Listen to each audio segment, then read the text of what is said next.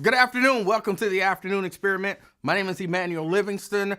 It's Friday. I feel good today. I'm not out there in that snow. It's done started coming down. It ain't too bad. I think I'm going to take my leaf blower. I call it a leaf blower. It's just a blower. I'm going to take my leaf blower and try to blow it all and see if it just, might not even have to shovel. Just go out there, every 30 minutes or so, blow down the driveway, move the snow, because it's nice and soft and fluffy looking. So I'm going to see if that'll work today. I hope everybody's doing good. I hope y'all had a good day. If you're still at work, I don't know what it's going to look like. See, they kind of lie about stuff. But they don't lie. They do their best. But they like, hey, it's going to start at 11. It didn't start at 11. And then they like, oh, it might start at 12. It didn't start at 12.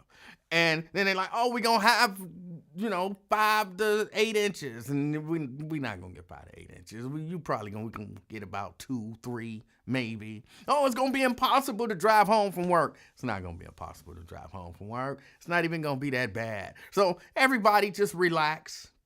If you are at work, let's hope that we can get you through your work day, kind of quick. I was listening to Wyatt. He had a good conversation going on. Some of y'all just don't be knowing. Y'all don't be knowing. Like, if you ain't in the system and haven't dealt with it from a particular standpoint, you don't know. And that go for everybody. A lot of times, if you haven't been in it and dealing with it from that specific standpoint, you don't really know. You're talking theory. So we might get into that a little bit.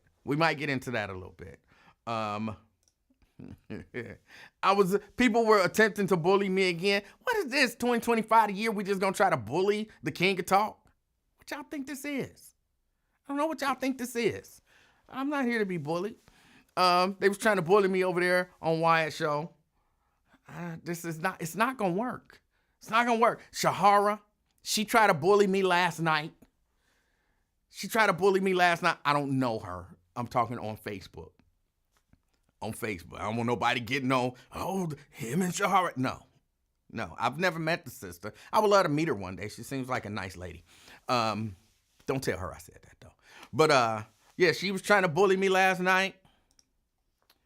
Yeah, I don't know what y'all think this is. I'm the king of talk. I've been unbullyable my whole life. And I've been a short dude. And when I was younger, I was a short, skinny dude my whole life. And I ain't never been able to be bullied. I got beat up a few times. But you wasn't going to bully me. You're going to pay a price. You know what I'm saying? You would try to bully me. But we both going home with lumps. My lumps might be more severe, but eventually it ain't going to be worth it. I'm not bullyable. So stop it. Let me say hello to the people, because Emanuel love the people. Robert Willis, good afternoon. Robert's first out the gate. Jerica Van, good afternoon. She says, hola, me familiar. Hola to you too. Maria out there in North College Hill, good afternoon. Then Jerica says, I'm first. You were first on Facebook. You wasn't first, but you were first on Facebook. Then Erica Hummins in the house, out there representing Reading. Good afternoon, Erica. Sean Nutter in, is that Snellville, Georgia? That don't really sound like a place you want to be. I don't know. I ain't never been there. At least I don't think I've ever been there. But it don't sound like a place you want to be. But thank you for checking out the show. We got Sierra in the house. Sierra representing Boston. Good afternoon. Vincent Jones in the house representing Blue Ash. Oh, by the way, before we go further, and it kind of ties into the conversation it definitely ties to the conversation we were having yesterday, because it's about the conversation we were having yesterday kind of to end the show. And it ties a little bit into the conversation that Wyatt was having at the end of his show. I just went on ahead and I watched a little video of the little girl at the church. Some of y'all misrepresenting what happened, but we might discuss it. Vincent in the house representing Blue Ash. Good afternoon. Got Daryl. Daryl says happy Friday. He is, what are we disgusted about today? I'm disgusted about these people. And I'll tell you why. Crystal Hoskins out there representing the Christ Hospital. Good afternoon. Sierra wants to keep it light.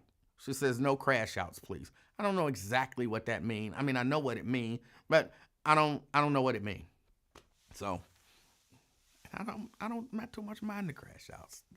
They can be entertaining. Tanika, it's snowing here again, so my hate for Tanika is elevated. She's out there in Orlando, Florida. Good afternoon. Thank you for joining the show. Drea, I had to be clear because somebody tuning in who don't normally tune in, like he on there talking about he hate people. Girl, what's wrong with him? You know, it ain't like hate. It's hate. Just had to clear that up. Drea, representing Sycamore Township. Good afternoon. Dominique Finley, talking about she got time. It's snowing. She knows it's about to be off the chain. Let me get my wine ready. You don't need to be drinking wine. What you drinking wine for? You can go get you some fruit juice or something like that. You don't need to be intoxicated. It's not good for you. Dominique in the house. Thank you for checking out the show. Pamela Kenny out there in North Avondale. Good afternoon. Let me see. What else we got? And Dominique says she's representing Walnut Hills. Steban Speed from Queensgate. Good afternoon. Got Brenda Early out there in Fairfield. Good afternoon. See now, Brenda, you a negative influence on Brenda because now, she got some alcohol. I need some alcohol. Y'all don't need that alcohol. You being a bad influence. Don't do that. Don't do that over here. We good, pure people who don't need alcohol to have a good time. Brenda, pour it back in the bottle. You don't need it. Don't let her be a negative influence on you. Twin says, is this now he can see the whole city of Cincinnati? I'm not exactly sure what you mean by that. Dina out there in Walnut Hills. Good afternoon, Dina, the angel. Dina. We got Dante, Dina and Dante. Are y'all related? Just curious. Dina would be the angel. Dante would be the other side. Just asking. I don't know. Let's see. We got Janice, my favorite Janice in the house. Janice, did you go shopping? I don't care what you go buy. Just go over there and buy something. Those sisters need to see you buying produce, not in the frozen food aisle and not in the ramen noodle aisle. They need to see a nice woman, mature, and showing them what to do. Some young lady is in the grocery store right now, wishing that it was some more seasoned woman there buying some produce, some fresh food, some stuff she can actually cook. But she don't see that. So all she know to do is go buy a pot pie. You can be an example, Janice. You can be an example. Janice in the house, good afternoon. Let me see. Oh, and Twin says he's repping Finneytown. Dare, I'm not even reading that. I'm not reading that. Everybody knew what I meant when I said blow down the driveway. Only nasty people thought something different. Ben Thomas representing North Deer Park. Good afternoon. Alethea.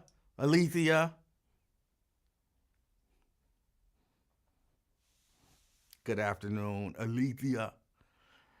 She's on the checking us out. I appreciate you checking out the show. Yo Underwood. All right, Yo Underwood. Haven't seen you in a minute. Good afternoon. Got Lewis Talbert in the house from Schererville. Is that like a mistype? Schererville. But Lewis Talbot is in the house. I appreciate you checking us out. T. Mikey G, representing North Avondale. Good afternoon. Tanika. I already said Tanika because I'm hating on her. Okay. Yes, unbullyable. It's a word. Sierra wants to know, where's your brother Nate? Probably at home. Probably at home chilling. Valerie Davis.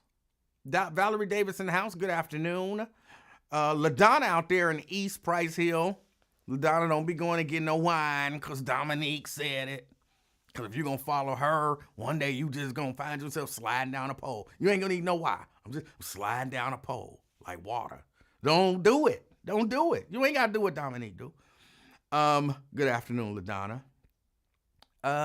Let's see. Tria. Classy Tria in the house. Good afternoon. She's representing Columbia Township. Fake Dave Stinger said checking in from work. All right. Good afternoon to you. Andrea Bustle out there in Gulf Manor. Good afternoon. We have Stephanie Hyde. Says only love is spoken here. She's representing Roseline. That's right. Good afternoon. Daryl say, did y'all see Obama being all chummy with Trump at Jimmy Carter's funeral? George W. wasn't messing with Trump. He was looking for his girl Michelle. Yeah, she ain't there. She didn't go to the funeral. Crystal Smith, good afternoon to you. Thank you for checking out the show. Regina Denson Griffin, representing Madisonville. Good afternoon. Nice snowball hoodie. It's kind of a cream color. I don't know how it comes off on the screen because, sometimes I go back and I'll watch a snippet. I don't watch or listen to these shows. I don't go back and watch or listen to these shows. Few reasons. Mainly, I hate the sound of my voice. It doesn't sound the same. This is almost everybody, but it doesn't sound the same to me when I hear it back as it does going out. Now, I understand why and all the different things and the way resonance and all that kind of stuff, but I like the way it sounds going out. So I don't go back and listen. But it's a cream color when this is like that Texas orange, even though I'm not rooting for Texas tonight. So, yeah. Brent Beard representing Dallas, Texas. Good afternoon. Kim Moore Eberhardt from Norwood City Schools. All right. She says she got off at noon. Okay. All right.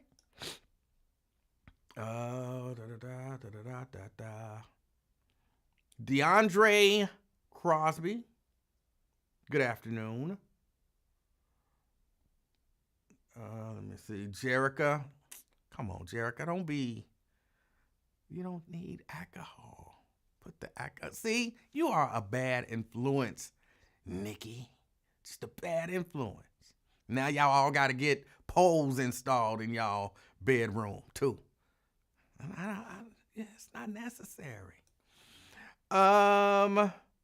Chris talk about I have alcohol too, and it's fantastic. Oh my goodness. She done turned y'all all out. She turned y'all out that quick. That's the power of a Nikki. Let me see. I think that's everybody. I think I've spoken to everybody. I said Valerie, Dominique, Stephanie, Jerica, Lewis, Logic Slayer out there in Gulf Manor. Good afternoon, Logic Slayer. Thank you for checking out the show. Hold on, Regina. I said Regina, LaDonna, Stephanie. Kim says, I like that hoodie. Thank you.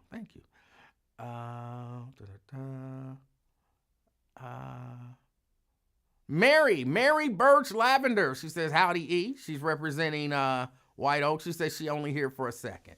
All right, I understand. And you caught the best part of the show, the hellos. It's the best part of the show. So anything other than that,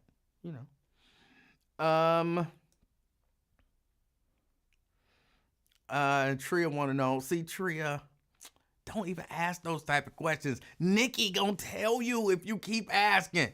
How does drinking wine lead you to getting a pole installed? I don't understand how all of that stuff intersect, but it do. And I don't want to know where you get the poles from. If you must know, ask Nikki. She'll tell you. She'll tell you. Anthony Prosser. Good afternoon. I don't know if I said hello to Anthony earlier. I think that's it. Yeah, that's all so far. Pat Rogers. Good afternoon. Good afternoon, Pat Rogers. All right. So again, I hope everybody's doing good. I caught up on all the hellos, and now I can stay caught up on the comments. So I missed, if y'all was trying to bully me or something, I missed it. And y'all got to try again. So last night, I'm just chilling. I'm minding my own business. And I happened to, hold on a second. Dante says, Nikki a bad girl. No, it's not Nikki, Nikki. It's Nikky. That's even worse. If you Nikki with a Y, you done did some pole work. You know what I'm saying? You done did some pole work. Yeah. Telling you. You have. No doubt about it. No question about it. Nikki with a Y. And it ain't your real name. Like, you know what I'm saying? You adopted Nikki and put a Y on it. You done did some pole work. So, I'm just saying. I know what I know. I know what I know. Now, I was chilling. I was minding my own business. And then Shahara posted, and she not here today. She not going to come on the show today because she know that I'm a get her. But so she posted something about Luther. He was singing That's What Friends Are For with him and Whitney Houston and Stevie Wonder and whoever else it was. I don't remember who else was up there with him. And he did that little thing he do. We always called it, when I was coming up, we called it the Luther Rumble. I don't know what anybody else called. And she swear up and down that that's him doing a run and all that kind of stuff. And I'm like, sometimes just, but it don't matter. She got a right to her opinion, whatever. And so I asked her, did she think that what he did, that little woo woo woo woo thing, that thing, do you think that's a run? I asked that question probably about 150 times, and she refused to answer the question. Somebody help me understand this. I'm not talking about the run or lack thereof. Why is it that when people are involved in a conversation and there's a simple question on the table, why do people not answer the simple question? Do you believe that that was a run? You can say, yeah, I believe that's a run. Or, no, I don't believe that's a run. Or, I'm not sure. I don't know what a run is. So why do people, and it ain't just in that, you know, y'all, oh, come on, y'all done experienced it many times if y'all watch me over the years. I ask simple questions. And when people think they caught, they don't want to answer simple. We can't come to an understanding if we just gonna plead the Fifth Amendment the whole time. If we gonna plead the Fifth Amendment, can you imagine in a debate? And, you know, sir, what do you plan to do about immigration? I'm not answering that question. What? Okay, what do you plan to do about inflation? Yeah, I'm not answering that question. Well, what do you plan to do about crime? Yeah, I'm not answering that question. Just answer the question. Answer it and explain it. You can't come to an understanding if you refuse to answer those simple questions that define what the conversation is.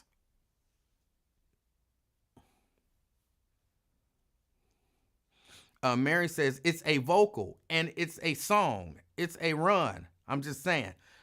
I reject the notion that that little thing that he does. I'd say the little vocal trick. I reject that that's any run. But different people have different definitions. But see how I just answered the question? Not that she actually asked. But if you would ask me that, I would just answer the question. I don't think it's a run. But that's it. See, it's that simple. I shouldn't have to ask you a question 11 times for you to answer. I shouldn't.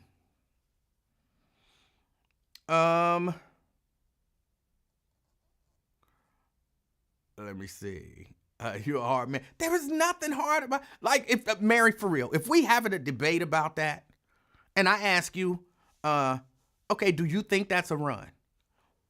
Why should I have to? Well, see, you're trying to deflect from it. Well, if you don't want me to deflect, just answer the question, and that part of it'll be over. I don't know why people do that. People do that. It's hard to have conversations when you do stuff like that. So that was that. I did go and watch, and I didn't pull it up. I didn't pull it up and download it so we can watch it together. But I did finally watch the little clip of the girl at the church, you know, confessing to her church that she was pregnant and asking for their forgiveness. And can I just tell y'all are overblowing the hell out of that. That's so overblown. They're shaming that girl. Oh, they doing that. Nobody, Sierra wants to know, can you demonstrate a run? No, because I'm very much on record as saying I don't know how to do, I'm not good at doing runs. That's what Tanika is supposed to be helping me with, but she be ignoring me. But that's what Tanika is supposed to be helping me with. So, no, I can't demonstrate one for you. But if I had those skills, because in my mind, it's an ear thing, it's a musical knowledge thing, and it's a vocal muscular thing, if that's a thing. So there's a few different skills involved, and I don't have all of them. So, Jeannie says, I couldn't watch it. Jeannie, there's nothing to watch. The little girl just stands up there. It's all of 10 seconds, felt like. I wanted to apologize. I'm pregnant, and I hope y'all forgive me. That's it. That's pretty much all she said. And then she left. They wasn't standing over her, and they stood up. She basically got a standing ovation afterwards. So they were very supportive. Now, if they would have been like, boo, boo, use a hoe, and somebody would start playing, there's some hoes in this house, then I'd have been like, oh my God, they off the chain at that church. They stood up and gave the little girl, or the young lady, a standing ovation. They were very supportive. Alethea? Mm-hmm. Good afternoon. How are you? Yeah. Every time you say my name, you say it with a little bit of authority. So I'm starting to believe we got a little friction and tension going on, okay? There is no friction. Look, it is 2025. This is the year of reconciliation. Okay, we need to fix this. I mean, really quickly. All you have to do to fix it is stop trying to bully me. You never told me I was the bully. Now I'm the bully. Well, if you supporting the bully, you know what I'm saying? Like, you know, you got the main bully, and then you got the people standing behind him like, yeah. You know, you the so yeah girl. I'm the hype man. Yeah. Okay. Well, I want to call you a fraud. Oh. And I believe you're a scam artist. Oh.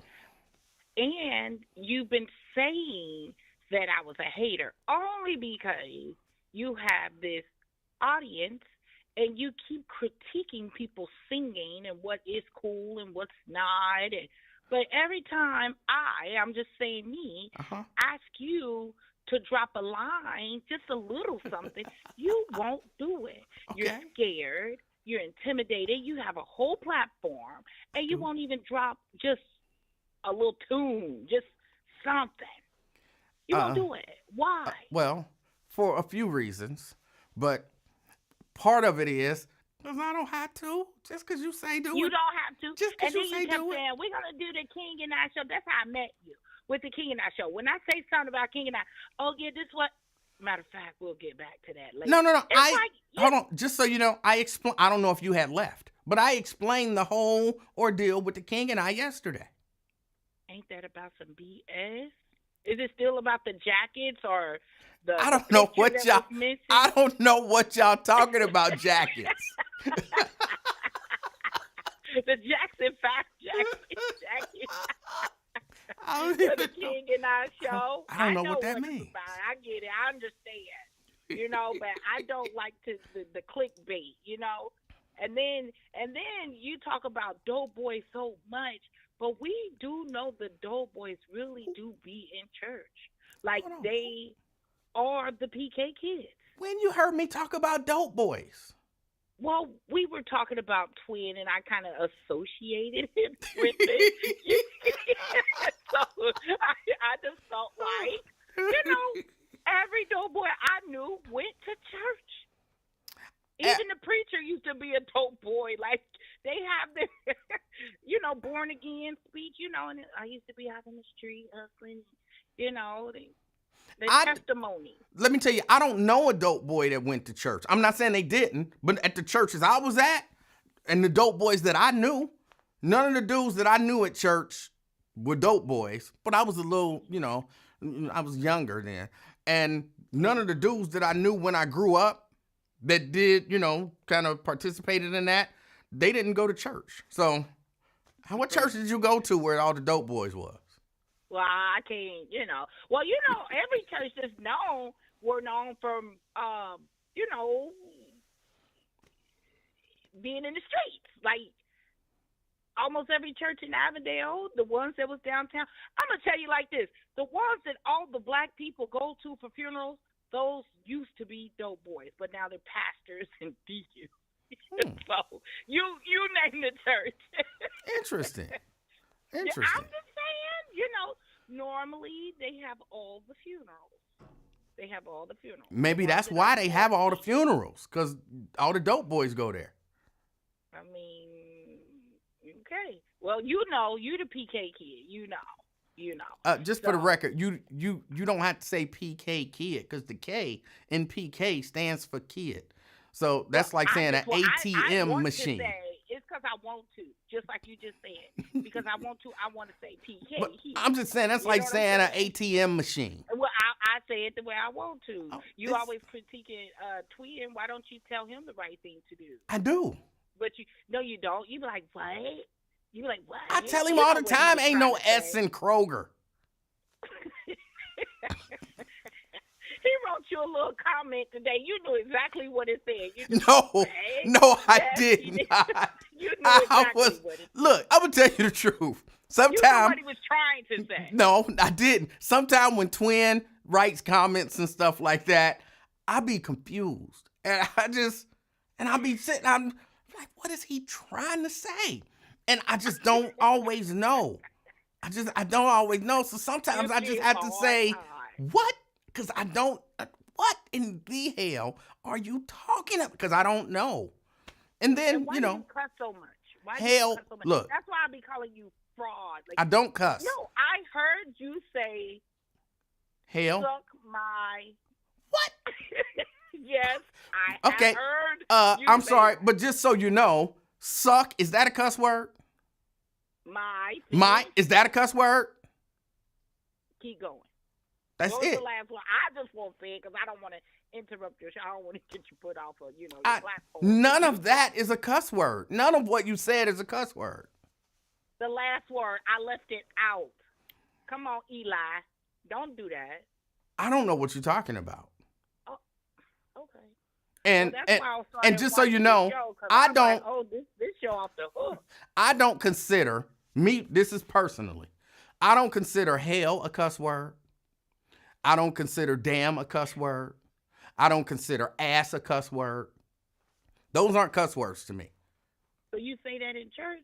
They in the Bible, absolutely. I've read all of them out loud. In the church? In the church, yes. Just read the Bible. You read that story about Saul getting knocked off his ass? Did you ever read that? Didn't Saul get knocked off the ass? Bad kid. And I could tell that what you did, you're associated to all the curse words in the Bible. I bet you know those verses, perfectly. I'm just saying they're in there. Going to hell is in the Bible, right? Hell is in the Bible, right? Is it in the Bible? Yes. All right. Is damn in the Bible? Because you can be damned, right? It is. But is it appropriate is what I'm asking to say those words. Can little baby say those words? Yeah. No, she can't. Yeah, she can. Okay, I'll let me give her get the off this. Bible right Let me now get and off tell this her to phone. read it. I just wanted to call you and tell you starting off your year wrong with me. I will give her the Bible right now and tell her to read it, and she'll read them words. She ain't going to get in no trouble. Okay, Eli, it's been nice. It's been nice. But you got to get up on your stuff because you have clickbait where you say you going to get on there and cuss and go off on somebody and you don't. And Wait, you know that's so not you tuned in to hear me cuss? Yes. Yes. Yes. Absolutely. Now we need to hear you sing, but I seen it in your podcast and your comments. It was so many people like just sing a tune, not a song. We ain't asking for 2-3 minutes, just something. And you keep saying, I got a cold, I got bronchitis, I got COVID, I just had a colonoscopy. It's always something. It's always something. Like, we are so fed up with your excuses. Don't do us like that in 25, okay? I'll do my best to not do right, that. But you definitely been enjoyable. Have a good day. You do the same. I didn't say, no, I can't sing because I had a colonoscopy. Oh, that's funny. Oh, that's funny. But back to what I was talking about. So yes, they applauded for the little girl at the church when she got up, said, I apologize, I got pregnant, and I ask y'all forgiveness. They applauded and supported her. So somebody help me understand why that's bad. Somebody help me understand why it's bad for an entire church to hear a young lady say that I've done something that I probably should not have done, but it's done now. And I'm sorry for doing that because it's wrong. And I want y'all to forgive me. And everybody saying, we love you, we forgive you. Which the only thing, I don't think it's their place to forgive. She did not sin against them. So I don't think it's their place to forgive, but maybe when I think about it, I can actually recall doing something bad and mama finding out and me thinking mama was going to be maybe, it wasn't going to reflect very well on her.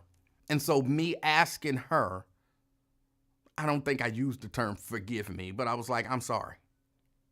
I'm sorry that, you know what I'm saying, because I know it's going to look bad.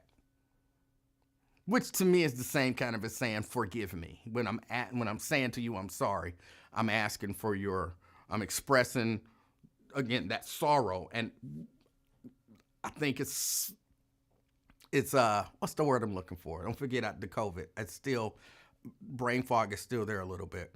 But asking for a little forgiveness, but without saying it. It's inferred or whatever. So, yeah. What she's saying to her church family is, I might have done something that people will speak negatively about this church. And if I've brought any shame to the church, please forgive me. Thank you. Implied was the word I was looking for, Jerica. Thank you. I just can't. So, yeah. Somebody help me. Somebody help me understand the bad thing that happened. I didn't see it. I didn't see it. And then, of course, they were mad because he said, better not nobody attend no baby shower from this church about that baby. But again, that was less about don't help the baby, and it was all about don't be celebrating the bad act. You can help the baby, just don't celebrate the bad act. I get it don't feel right. It don't feel right, because, but yeah, I don't, somebody help me understand. Somebody help me understand. Yo Underwood says, I ain't never heard of Emanuel until the Wyatt Show. Where did you come from, bro? My mama's vagina. I don't understand the question. I don't understand the question. And Mary says, poor innocent baby. What poor innocent baby? They're gonna love on and support the baby. They're gonna love on and support the baby. They're just not gonna do a baby shower. They're not gonna do the party version. I talked about this yesterday. I'll give y'all the really brief version. Ooh, that baby gonna need a car seat. Let me go buy a car seat and take it there. Go buy the car seat, go knock on the door. Hey, I just wanted to give this car seat because the baby gonna need a car seat. Y'all don't have a car seat, and here's one. Okay, thank you. All right. The baby that's taking care of the baby. We just didn't do it in the party setting.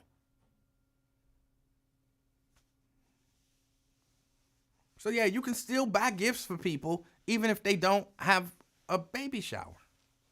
You can buy stuff for the baby. Myosha, look, don't be mad because I'm holier than you. It ain't my fault. You can come up to my level of holiness. You can come up to my level of holiness. And again, she's saying I'm shaming somebody. I'm not against shaming people. I'm not against shaming people. Heck, I'm going to tell y'all the truth. I asked Mrs. Livingston to shame me. If I'm not doing what I'm supposed to be doing, you better call me on that. Call me on it. Tell me I'm wrong. Shame me. Tell me to do right. And she has done it. I left the garbage, didn't take it out as fast as she would like. She had put something in there. I think it was broccoli. She had put something in there and it wasn't smelling all that good. And she sure let me know it.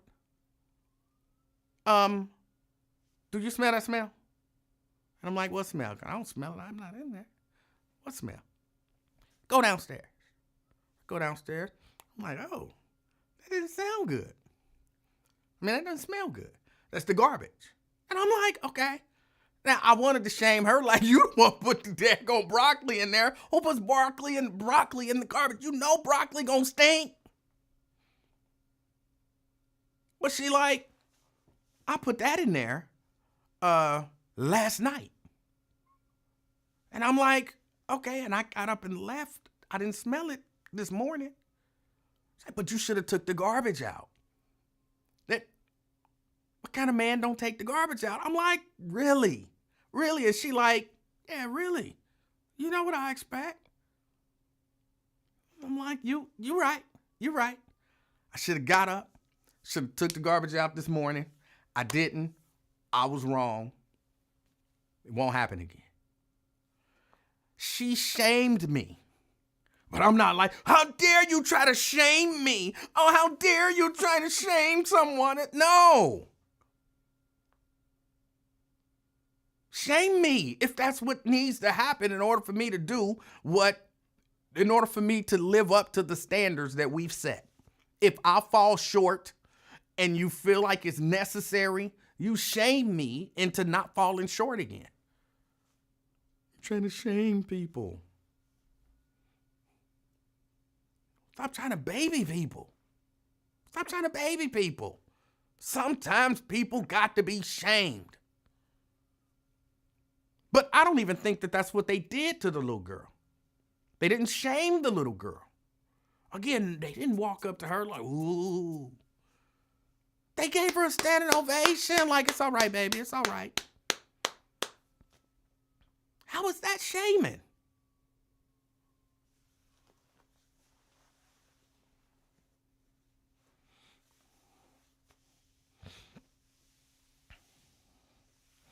Genesis, that was just between you and her, right? But I can almost guarantee that right is the answer. But I can almost guarantee that if we were in a setting where, our families were together, or a group of people that we consider our community was together, and we were having that discussion, there's no doubt in my mind Mrs. Livingston would be like, yeah, remember when you didn't take out the garbage that time? And I'll be like, really? You got to tell everybody. And she'll be like, yep, I'm telling everybody. And I can almost guarantee my sisters would be like, you should have took out the garbage. You wouldn't have to worry about it. If you would have took out the garbage, then she wouldn't have nothing to tell us. So next time, man, because that's what they call me, man, next time, just take out the garbage. I don't see the big deal. CK. Hey, how you doing, Mr. Livingston? I'm doing good. How are you? I'm doing good, man. The snow is falling as we speak. Yes. The way your mind works is fascinating. The words went in and then you said yes. But yes, I agree with you. I just had the same conversation with a young lady. She said, I'll take the trash out. I said, why your man don't take the trash out? She said, I ain't got no man. I said, oh, okay. You know what I mean? But like you said, the way I operate, I say, look, y'all do the inside, we do the outside. I cut the grass, you know what I mean? Get the leaves, snow, I'm shoveling, you hear me? Traditional values, Mr. Livingston. What's your thoughts? I'm okay with traditional. Like I'm okay with traditional values. I'm not locked into, we have to have these traditional roles, because in our society we don't have these traditional roles. So like if Mrs. Livingston want to go work, I'm not going, no, traditional values, stay home, take your shoes off, go in the kitchen, cook something, you know what I'm saying? But I'm okay with them, but they gonna blend. It's 2024 or 2025 actually, and stuff is gonna blend. Right, 2025, like you said. What happened to the flying cars? What happened to everything? Everything they lied to us as kids. Remember? By 04 it was over, right? You good, Mom? Well, I don't know that anybody actually told us that there was gonna be flying cars by now, but my understanding is that it is coming. Oh, so are we? I don't feel as advanced as we was expected to be. I feel a little shortchanged, Livingston. Oh. Justin was what, 2004? What was it? Who? It's like it's nothing to Justin. Wait, you didn't plan your life around a cartoon, did you? Oh my God, you're silly, man. I'm asking. You didn't set life man. expectations based on a cartoon. RoboCop, cartoon, Michael J. Fox. What's the name of that? Back to the Future. Come on, it's a lot of variables, sir. It's a lot of variables. Don't just put it on George Jetson and them. We're talking about Michael J. Fox, RoboCop. Come on, man. So you've been setting life expectations based on art in media. Yeah. Okay. Yeah. That's your fault. Art imitates life. No, that's 100% your fault. Right. I mean, but nah. How did you feel? What was your expectation as a child? Did you think by the time you was 50 we'd be? What was you thinking? Or you wasn't thinking? Yeah, as a child, I wasn't thinking that far in advance, I guess. I wasn't, I fantasized, I guess, that there would be maybe flying cars and other nonsensical things, at the ready. But I wasn't, at 10 o'clock, at 10 years old, I wasn't sitting back like, ooh, when I'm 50, I want one of them flying cars. I wasn't doing that. You didn't think about it. Listen, I'm thinking about the internet now. When I'm watching Back to the Future, I'm thinking they on point. I'm thinking like, okay, Terminator, all these stuff. I'm a kid, sir. I'm a freaking child. You acting like, don't judge me. I'm talking about my expectation as a young lad. it didn't come to fruition, sir. But by now, you should have come to the conclusion that that was the thinking of a child. When I became a man, I put away childish things. No, we didn't see the internet come. What are you talking about? We still seeing stuff we never. I didn't see the internet coming. What are you talking about? It still came. It just came in different branches. What are you talking about? Remember, we still got the future, but the future is different. Yep. Mhm. I'm not sure what you're talking about. I don't know what conversation are we having right now.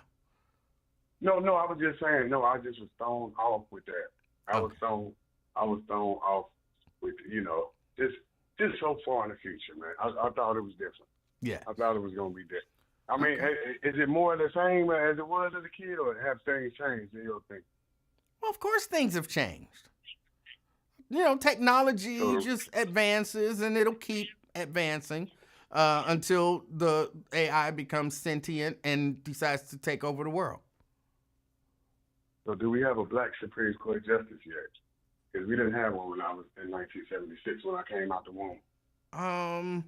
I don't know when Thurgood Marshall got appointed to the Supreme Court, but we might have had one in 76. What year did Thurgood Marshall get appointed to the Supreme Court? Anybody know off the top of your head? Did you watch the movie, sir? Yeah. That was played by Black Panther, right? Sure. Chadwick Boseman. This guy, hold on. Now stay right there, Chadwick. Sugar Ray Robinson, Thurgood Marshall. Hold on, there's one more. Damn, James Brown. I think he's James Brown. Jackie Robinson, James Brown, Thurgood Marshall. He's one of the. Look at those roles, Livingston. He made the Hall of Fame in a 3-year career, man.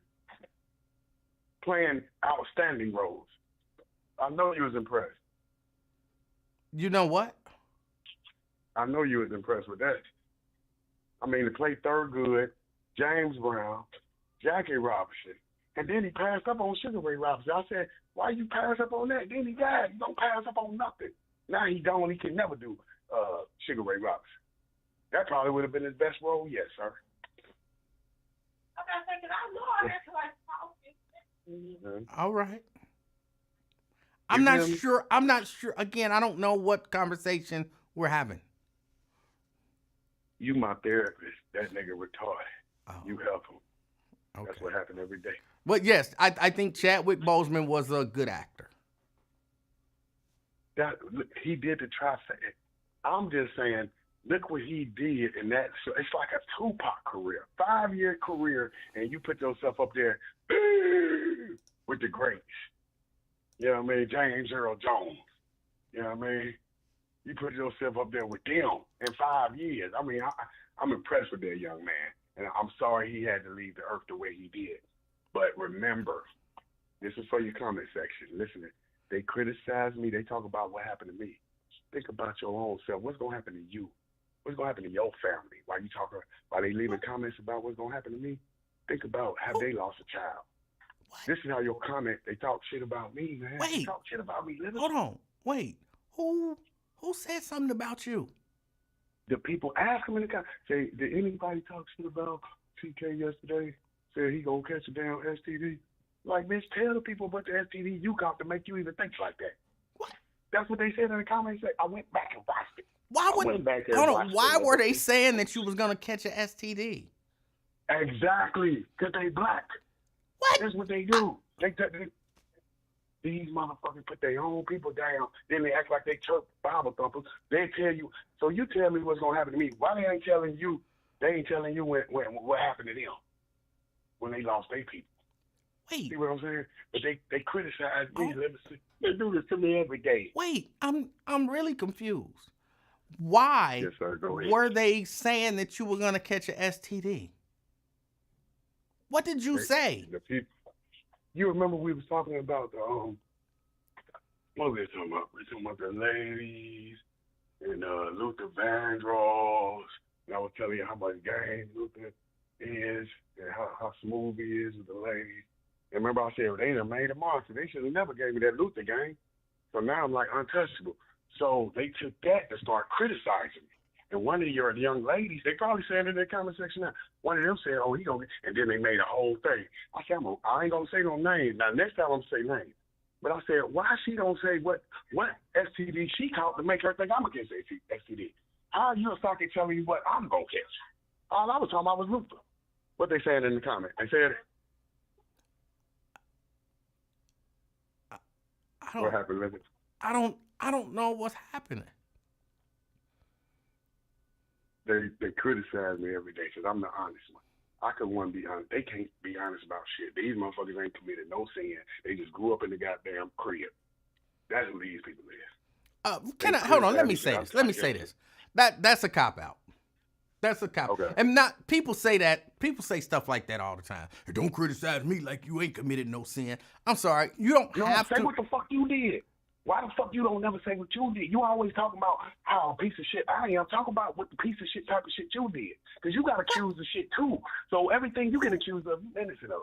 That's what I'm trying to say. That's why the shit don't add up. So when everybody else get accused of shit, they did it. But when you get accused, oh, I was innocent. So make it right. Make it make sense.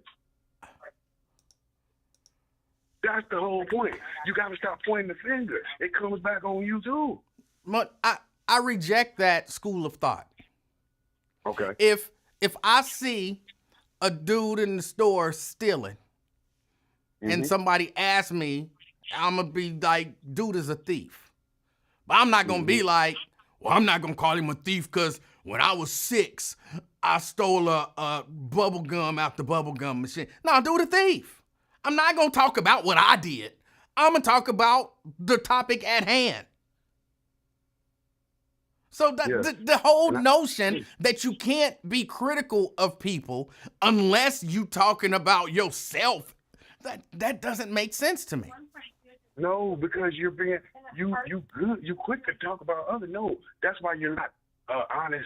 You know what I'm saying? You talk about everybody else that cheat on their wife, but I'm not. So why is you even interested in motherfuckers that cheat on their wife? That's showing something wrong with your ass right there. If you a motherfucking faithful nigga to your wife, why is you thinking about a nigga that cheated? So you already throwing some salt in the game. Well, not necessarily. Maybe okay. my friend's wife, his marriage just broke up because his wife cheated with some guy or something like that. And so the conversation that's being had is about honor and integrity and keeping the family unit together. So why would I? Well, I'm going to talk about me cheating. No, whatever the conversation is, that's what you talk about. And if there's a particular topic of conversation, like if you on here talking about having sex with somebody's wife, I'm going to tell you a piece of ass. Well, you ain't never thought about having sex with nobody's wife. That's not the point. I'm not on here promoting it. And if that's what you do, then that makes you a piece of ass. Well, why don't you talk about what you did? That's foolishness. Right. And another thing, what I got you on is when you blaming these inner city guys for turning into drug dealers, I don't like that these are victims. So if I was trained, if I'm a kid and I was trained criminal behavior, and I was trained, my mama was sucking penis for 4 at Wendy's, 6 men a night. I'm not gonna blame that guy for being a monster. She raised a monster. He's a victim. He's a product of his environment, sir. So you church people are blaming the victims. Plymouth Rock didn't land on them. They landed on, but they say Plymouth Rock landed on them. The Crack Rock landed on. See what I'm saying? It landed on, and then you and Tanika, some women name names right there, y'all blaming the drug dealers when they are the fucking victims. They was turned into monster savages by the society. So why would I blame the victims? They are victims just like the addicts. They don't know no better. He was a child raised to sell dope. He don't know no better. If his mama sucked a penis before, how do we even know that's wrong? He's a child learning that, sir.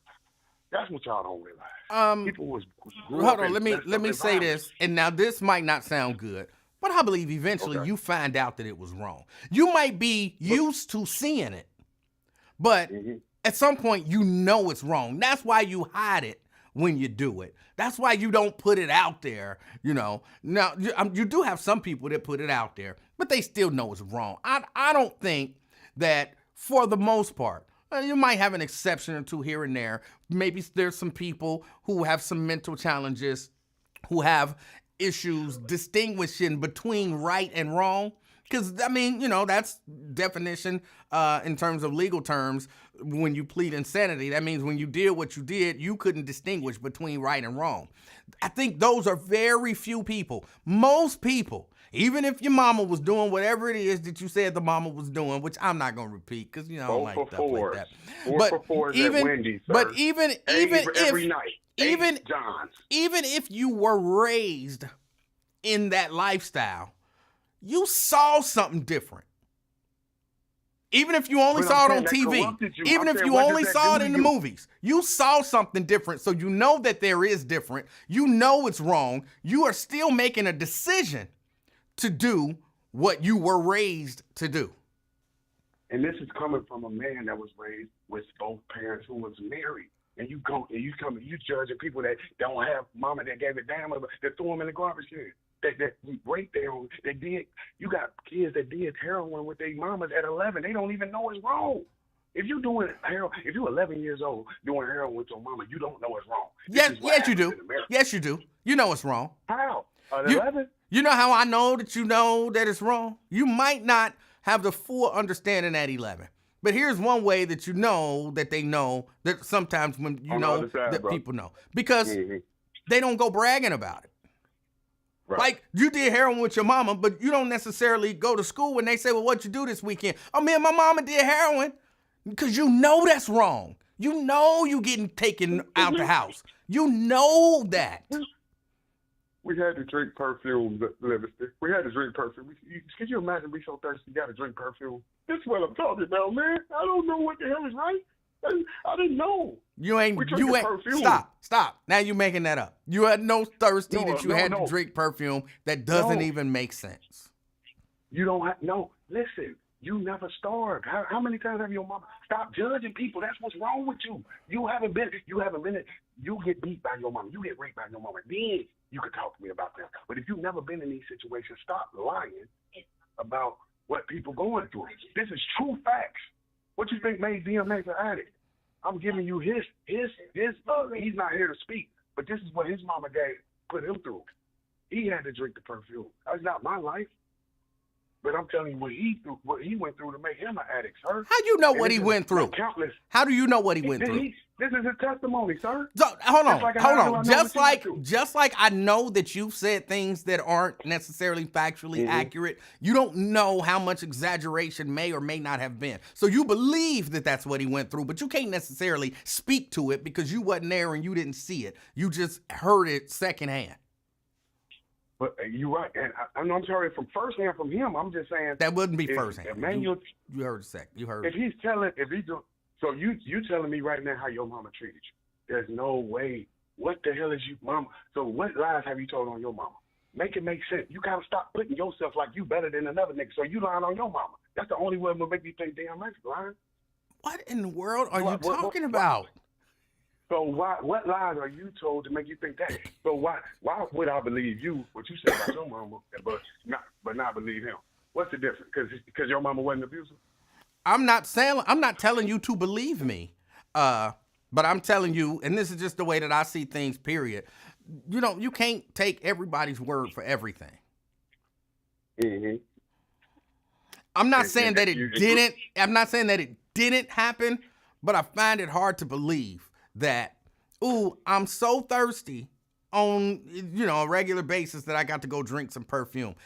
That's not happening on a perfume ain't cheap, bro. It's cheaper to go buy some water. You know what I'm saying? And you ever tried to drink a bottle of perfume? Drink a whole bottle of perfume. Try it. No, look how idiotic you sound. Look how many kids have died from accidental ingestion of poisonous stuff in the house. You sound ridiculous, sir. That's why you don't leave kids in the house. You know kids die from that. They get poisoned from putting stuff in their mouth they don't know about. This happens. That's what I'm saying. You fighting reality. I think you lost this. He's not getting up, Jim. I think you lost this debate. Or would you say it's another victory for the Livingston, the King of Talk? I don't even know what we're talking about. So you won. I'm dancing. I'm doing the Ali shuffle right there. Hey, much love to the family. Thank you for talking Yeah. to the retarded nigga. Get my counseling out. I appreciate you. All right. Thank you. Yeah, he won that one. He won that one, no doubt. Because I don't even know what the hell we was talking about. I don't know what the hell we talked about. And he came away with an understanding. I'm still confused as hell. So he won. He won. I don't know. I don't know. He won that one. What else? There was something else that I wanted to talk about. He done totally threw my brain. My brain is trying to comprehend stuff. And I don't even know what we talking about. Hold on. I have to say this. Mary said, "What's the topic?" I don't know. I don't know what the topic was. That's why he won. Because the topic was in his head. It was 100% in his head. And the whole conversation, I was just trying to figure out what we're talking about.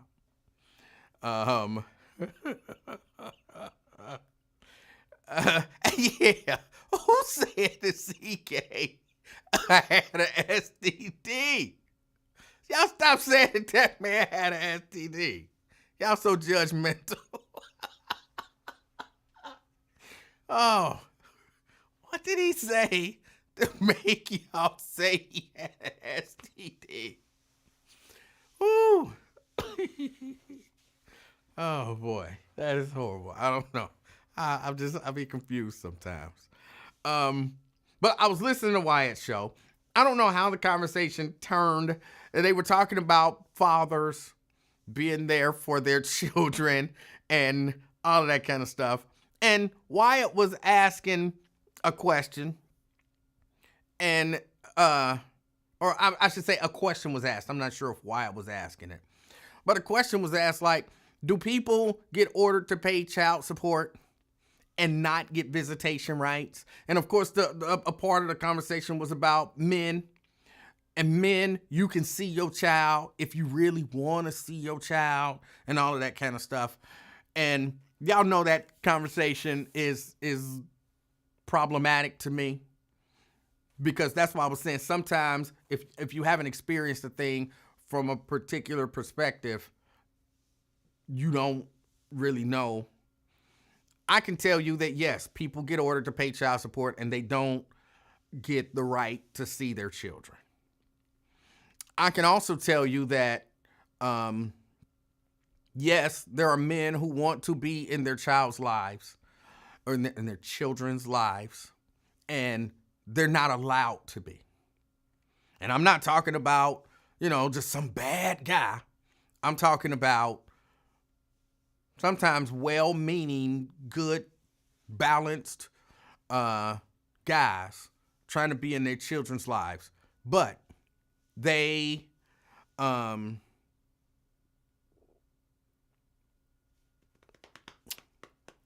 trying to use the right words. They didn't fight. No, they chose the wrong woman. Because I want to put responsibility where it is.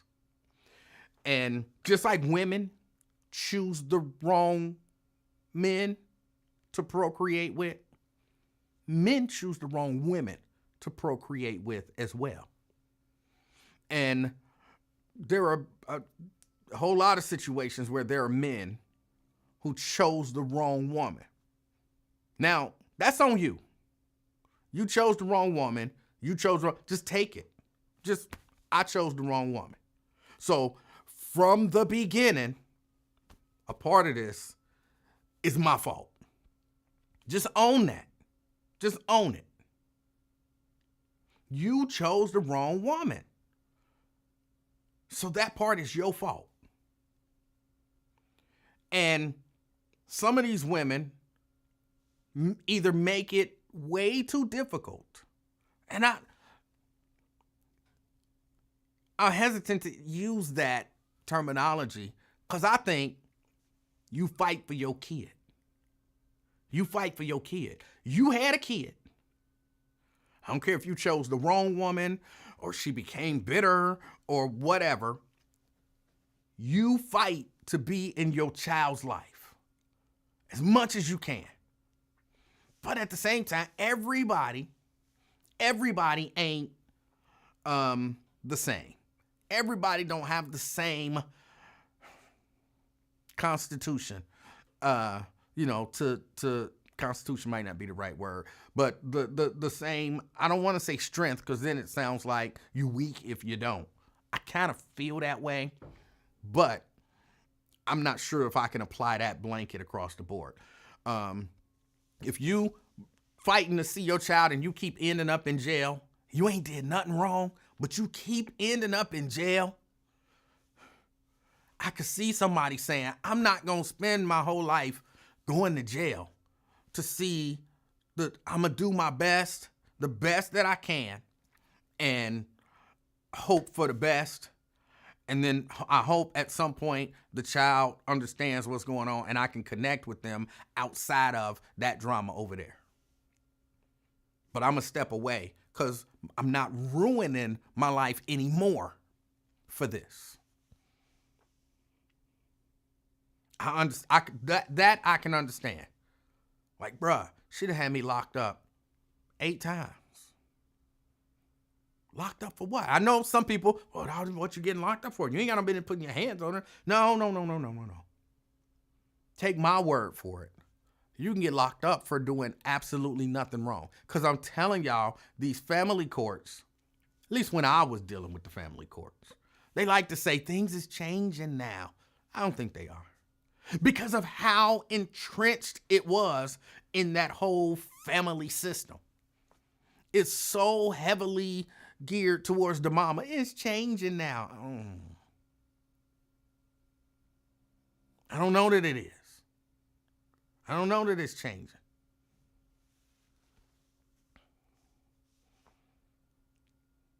And it worked in her favor on all levels. On all levels.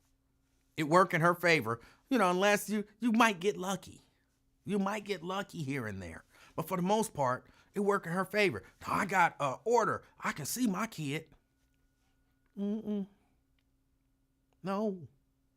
Because she can say no. And what's going to happen? You really think the police is going to make a child go with you? You really think that's going to happen? You really think a police officer, because I know some of y'all's like, I've seen instances where the father has his child on his designated weekend. Because usually, that's how they do fathers. You get every other weekend. I've seen a father have his child on his designated weekend. She pulled up in front of his house, called the police, and the police came and made him, under threat of arrest, send that child with the mama. On his weekend, he got papers and everything. I've seen where he was supposed to get his kid. He got papers and everything, and the kid is, my baby ain't going with him. Ma'am, it's his weekend. Then they ain't going with him. Sir, I'm going to tell you, you're going to have to file an order with the court. And then you file an order with the court, and the court is like, well, it already happened. I'm telling y'all this from personal experience. For real, this happened. You file an order with the court, and the court is like, what you want us to do? It already happened. Don't do it again. And then it was, I'll do whatever I want to do. Don't do it again. She just said she gonna do it again. Well, what do you want us to do? Punish her for what she might do in the future? Right. But if you can't punish her for what she did, while it's happening, the police won't enforce it. And then you can't punish her for what she already told y'all she gonna do in the future. This piece of paper means nothing. It means nothing. Yeah, I'm not making it up. It's a true story. It happened to me. All 3 of those that I just, 3 of those things that I just told you happened to me. I had my child. And she pulled up talking about, I want my child. And called the police. And the police came in my house, stood around me, told me, you better not move or you going to jail. Ordered my daughter to get her stuff, put her in the car. And they left. I filed a thing with the court. And they said, well, what you want us to do? It already happened.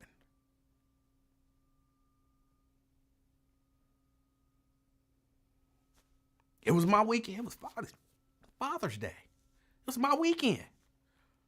Well, I'm going out of town. Took the kid out of town. What am I going to do? Filed with the court. Well, what you want us to do? It already happened. So this paper means nothing. It means nothing. That's how the family courts roll. So it's not, I want to say,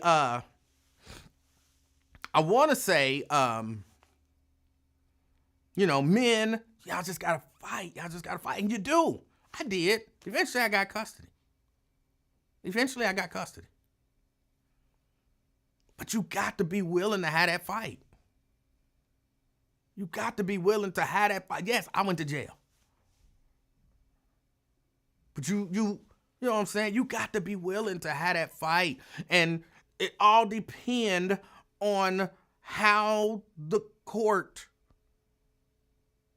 do it. You know what I'm saying? I had to be slick about mine.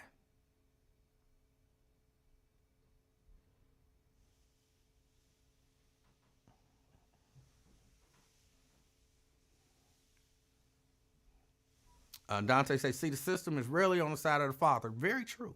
The courts back every decision that the mother makes, leaving the fathers feeling hopeless. Very true. That's why I said you got to fight through that.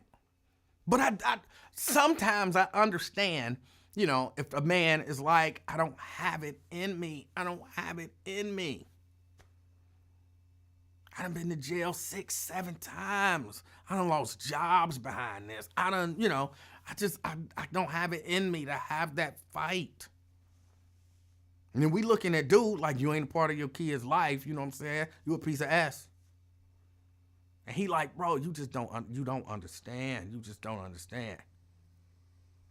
Now, I don't know if I believe that that's like the majority. And again, before I even skip that, I made a decision for who to procreate with. So I got to take that. And I'm not going to be like some of y'all women be. Well, you don't always know until it's too late. I had clues. Red flags was all over the place. I just ignored them. They was all over the place.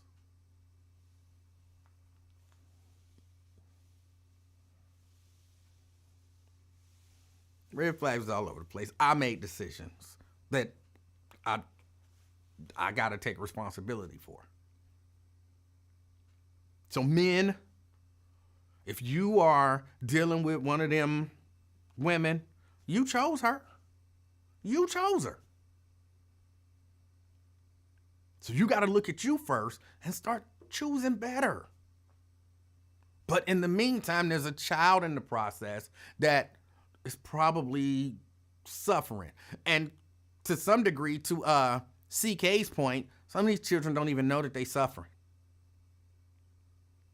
Like if, you know what I'm saying, your father ain't in your life, you just like, hey, my father ain't in my life. I don't know, ain't none of my friends' fathers in their lives. This is just the way it is. So you don't even really know you suffering.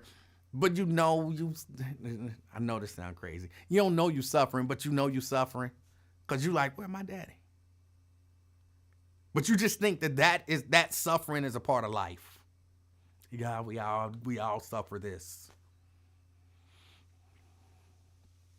So in the meantime, what do you do? Like men,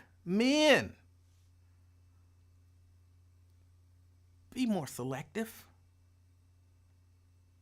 Teach because probably the majority of the men who will watch this, because y'all know people go back and, there are people who ain't here live. And I look back, I don't watch them, but I might look back and see an old show and I'll be like, that many people don't watch that? Wow. Not on YouTube. On YouTube, it'd be like, this show been up for 3 years and it's got 28 viewers. Be like, damn, I might as well just get off of YouTube. I'm not gonna get off of YouTube, but sometimes I look back at the shows and I'll be like, a lot of people watch this. And I would say the overwhelming majority of people who will watch this, males, you probably ain't having no more kids. Your days of having kids, you can still have kids, but your days of having kids is over. But you got sons, grandsons, cousins, nephews, little brothers or little cousins or, whatever. I guess cousins and little cousins are the same. But you have other males, mentors and all of that kind of stuff. I mean, mentees and all of that kind of stuff that you can influence. Tell them. Make better choices. Make better choices.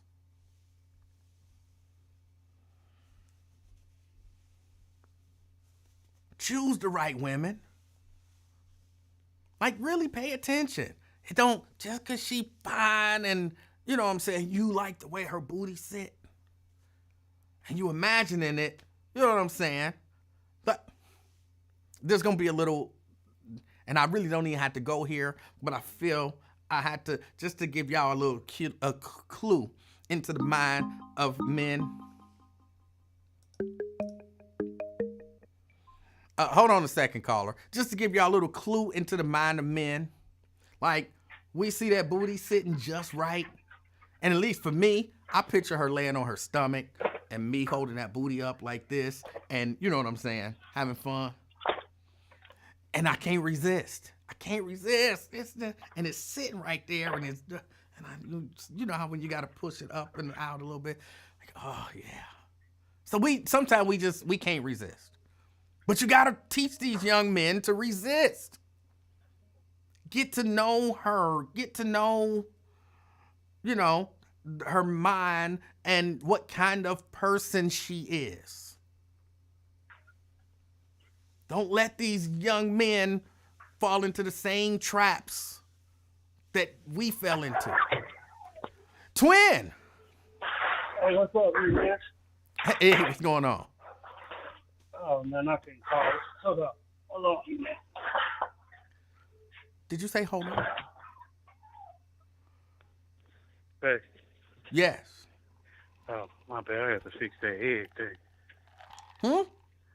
I had to take that egg casing out so them people get their eggs. Egg, okay. Yeah. What's going on, E-Man? Hey, what's up with you? No, man. Crowd, you done brought the crowd here, E-Man. What, up there at Kroger? Yeah, Kroger's. Kroger? It's snowing, man. They got to come in and clean up the shelves. Yeah. Hey, man, the little situation you was just talking about with the kid, man. Mm-hmm. I only was on child support for one person down here. My little 11-year-old daughter here. And it was out of spite, Emanuel, because I didn't want to be with the mama and other crazy stuff went on. And so she said, yeah, you ain't going to claim my daughter if the court tell you this, and you ain't going to able to see your daughter and all that. So we went up there, got evaluated, whatever. I got evaluated, whatever they call it, to see how much I got to pay and all that extra stuff. I said, matter of fact, hold on, before we leave this, can I claim her every other year? As a matter of fact, another thing, visitation right. Oh, that's in, I don't know if it was, which building I was in, 800 or the other one. One of the two I was in. I know the other buildings either across the street or around the corner, one of them. So I said, okay. She said I have to go file a motion, some extra stuff just to get visitation right. And I'm thinking, man, like you said, that building, when you're dealing with child support, it's all in one building, but it ain't. And that's what I did. Went to go file and everything. I'm like, you know what? I'm not about to do this because they go play along with the woman and all that, and everything goes towards the woman and everything else. So I didn't do it. And, I called my daughter, can I come get a no? Can I do it? No. See how she's doing. But eventually she gave in, and man, when I had slowed down, stopped calling and all that extra stuff. And she gave in. she still stuck me on child support. But I was like, why did you do that? She went on and started talking about crazy stuff, which I wasn't trying to hear. So, yeah, you can't resist that booty, though, man. I can't, I hate to say it, man. That was my first son and everything. I was 15, 16. His mom was about to graduate, turn 18, and something like that. And next thing I know, man, it was prom night, man. I was faded in that thing. Hey, she had, man, you can sit a cup on that mud, and I had to go, Emanuel. And next thing I know, she pregnant. Oh, my. May I ask you a question, sir? Yeah. Why did you not go and attempt to get court-ordered visitation rights? Man, I'm already mad because she bragging about it. Yeah, I'm gonna get you a child support, throwing all that crazy stuff in. My first say, I mean, what's the hustle game about that? I mean, what is it? Because I don't want to be with you and you trying to do this because this and that and all that. Come on now. Come on, we grown. Man, what is you wrong? And F you, you know what? You know what? That's I'm cool. I'm cool. Right, but with all of that said, Manuel, I did a U-turn out that bill. I had the paperwork and all that hold about on. the file. Why? Why wouldn't you go through the hassle to be a part of your child's life? I ain't want to go through that crazy. Now, first of all, I don't mess with the police, none of that court system, none of that. But you were already in the court system. And I made up my mind, did a U-turn. Like, man, this ain't even. No. I'm saying you were already in it. You child support. The man was already in your family. Yeah. So if the man gonna be in there, at least let me see my child on a regular basis. Man, they be man. You know what happened to me, man. Let me tell you something. Look, watch this, man. I was arguing with one of my baby mamas. And you know that heifer told him I hear her. I say, you mean to tell me an argument is assault or something? I say, I ain't hit her. I say, I could have hit her, knocked her out, which I wanted to, but I ain't hit her. Man, he took me to jail anyway because they found assault or something like that. But she lied and said I hit her, which I did. And then she was mad too.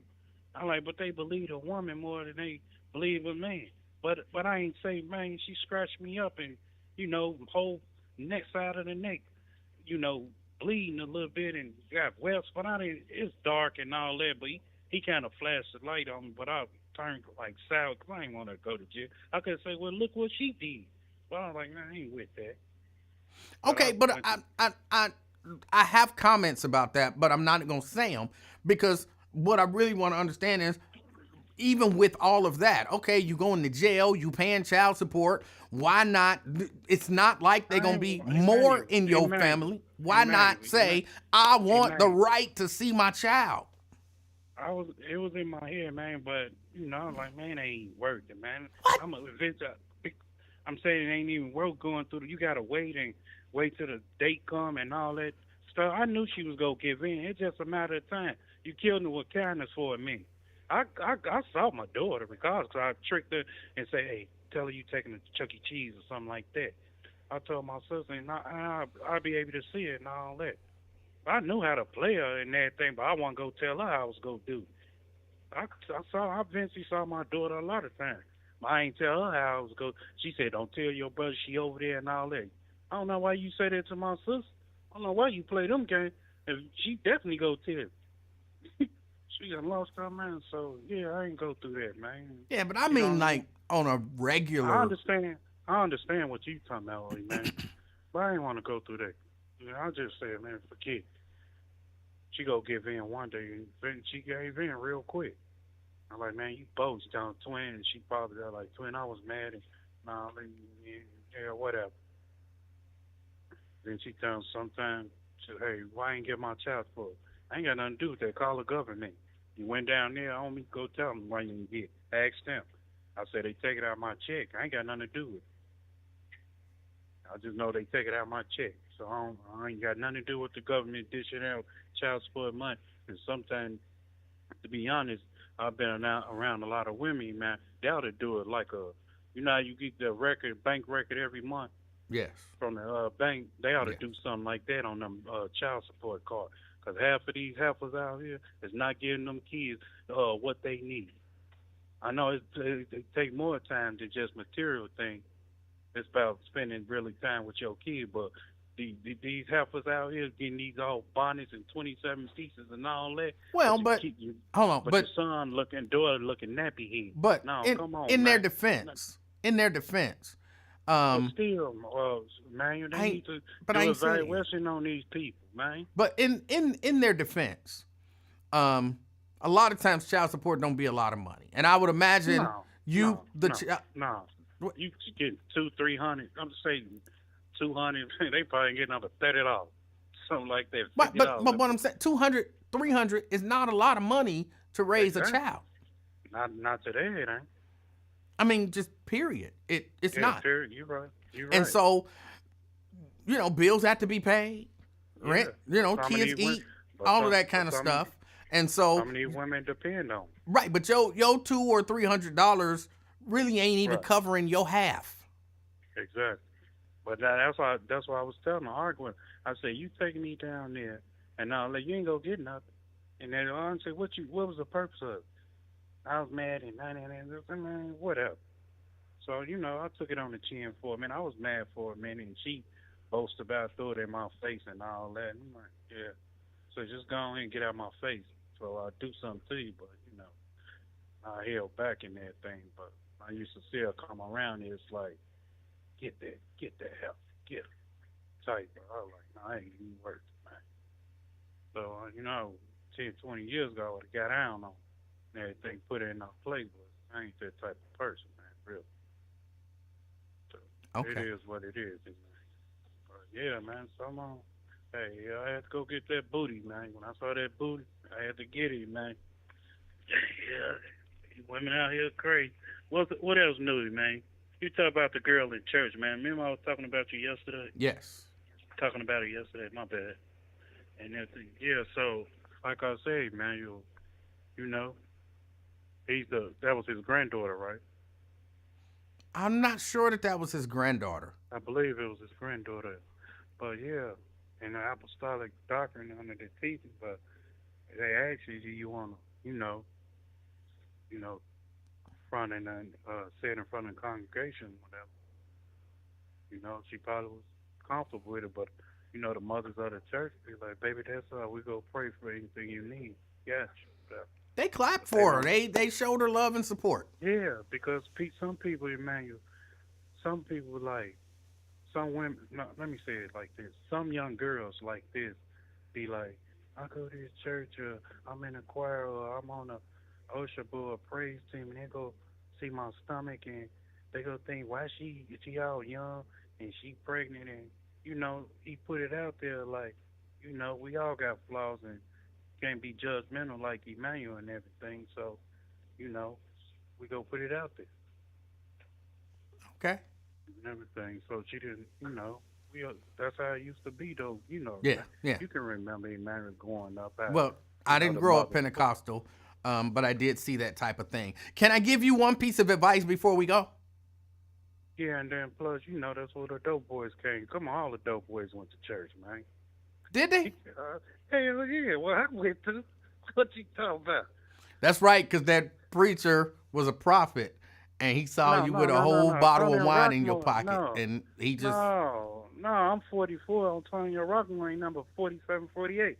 See, I knew him when he was on the street. Well, not he wasn't really hanging and everything, but I knew him before he was a prophet.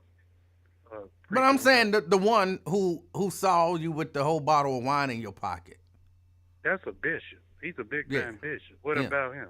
I'm just saying that proved that you went to church. Because you showed up in your church with a whole bottle of wine in your pocket. That wasn't no bottle. Why you keep saying that, man? That was a 12-ounce can of pop. You said it was a bottle of wine, bro. But can I give you a piece of advice before we go? On what, man? Because I don't like your advice. It depends on what it is. It's good advice. If you're ever in another situation, which hopefully it doesn't happen. I'll pray to God. Pray for me, man.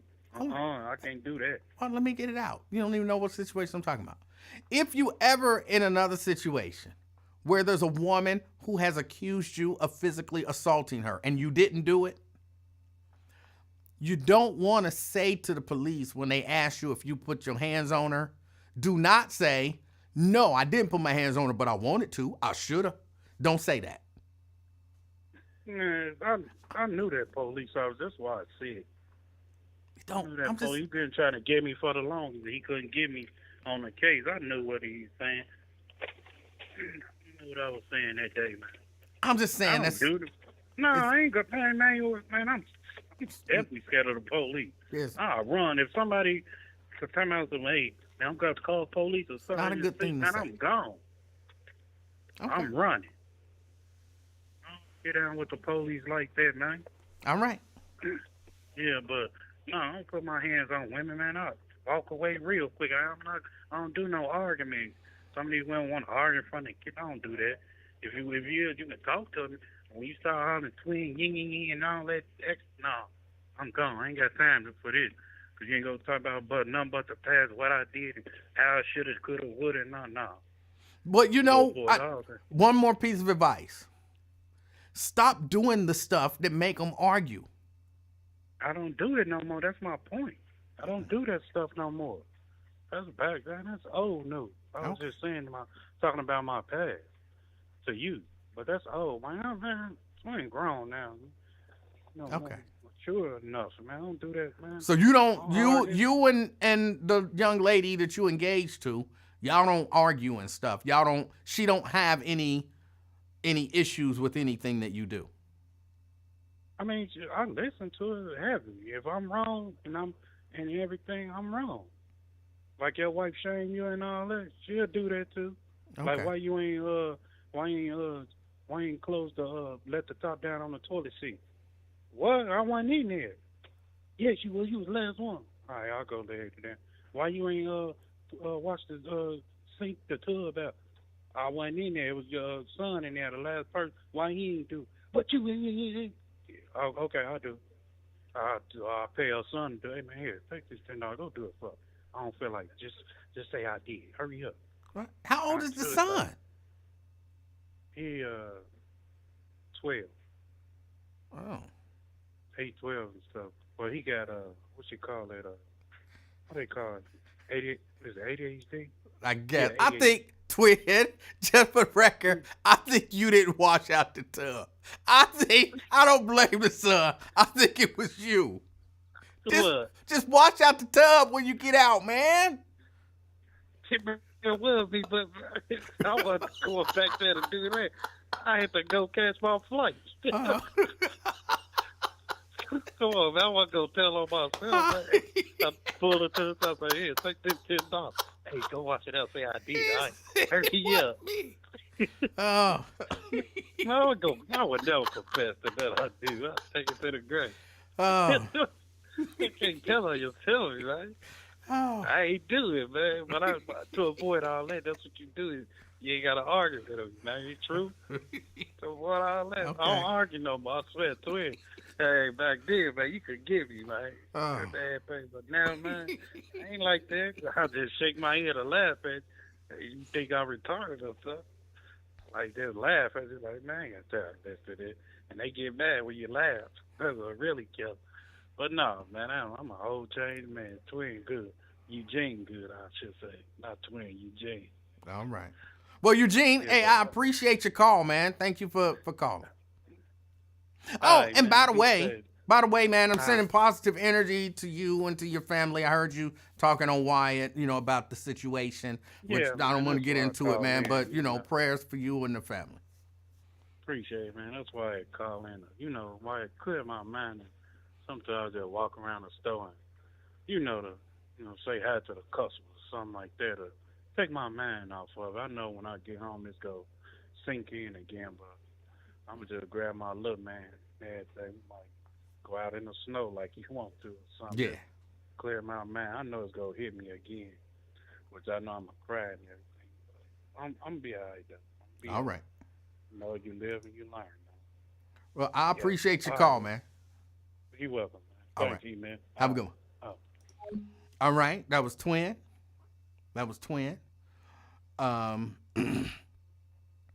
Somebody said something about they would love to meet the women the twin be with and find out why they be with him and all of that kind of stuff.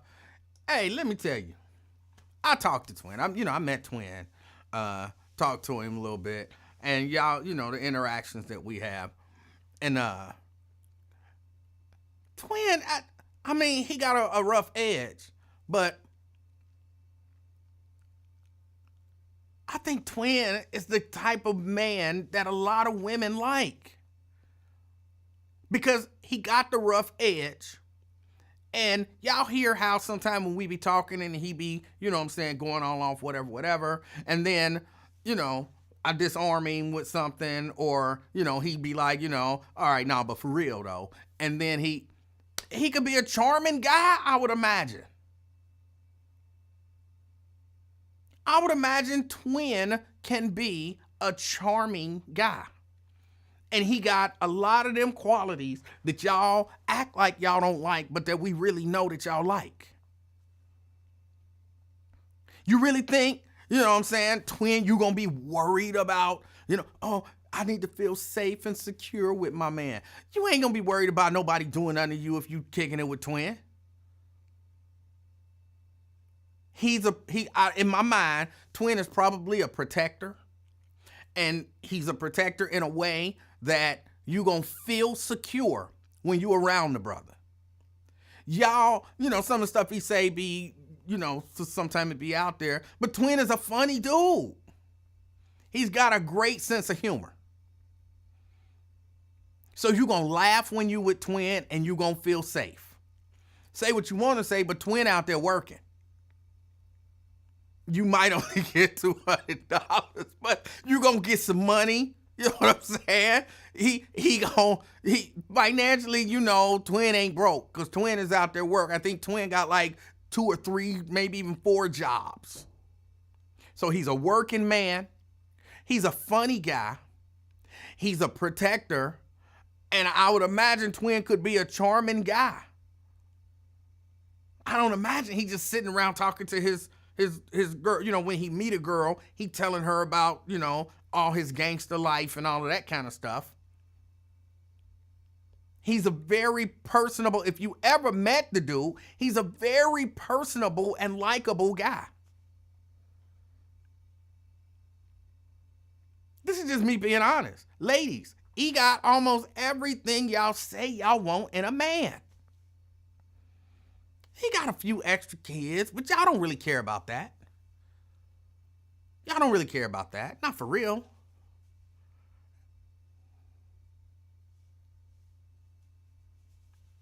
I'm just being honest. You mean a dude like say, Nikki, let's say you find Twin attractive. All right?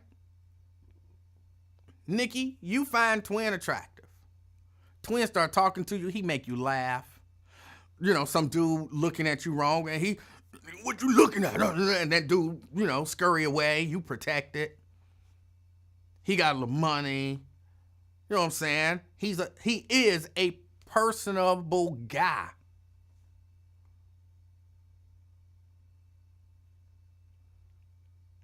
Nikki, you gonna be like, hey, Twin. Eugene, here's my number. You know what I'm saying? So y'all fronting like, ooh, who's sleeping with this guy? Ooh, stop it. Women, y'all say y'all want one thing. He is all of that stuff y'all say y'all want. And he got that edge that y'all like.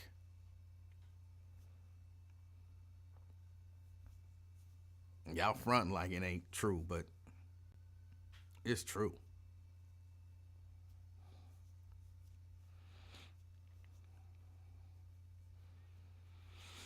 Dina say that's not true at all. I wouldn't date a man with multiple minor children. That's just too much. Okay, maybe. Maybe for some women that part would turn them off. But for some women, so what? How them kids affected me? They don't live with him. He come over here, you know what I'm saying? It's me and him. The nigga take a bath and leave that ring around the bath. It don't matter. You know what I'm saying? That don't matter. He don't bring them kids over here. It don't matter. They'll clean that ring. They'll clean that ring around the bath. That brother leaving a ring. He leaving a ring around the bath. And then claiming it wasn't him. Oh, boy.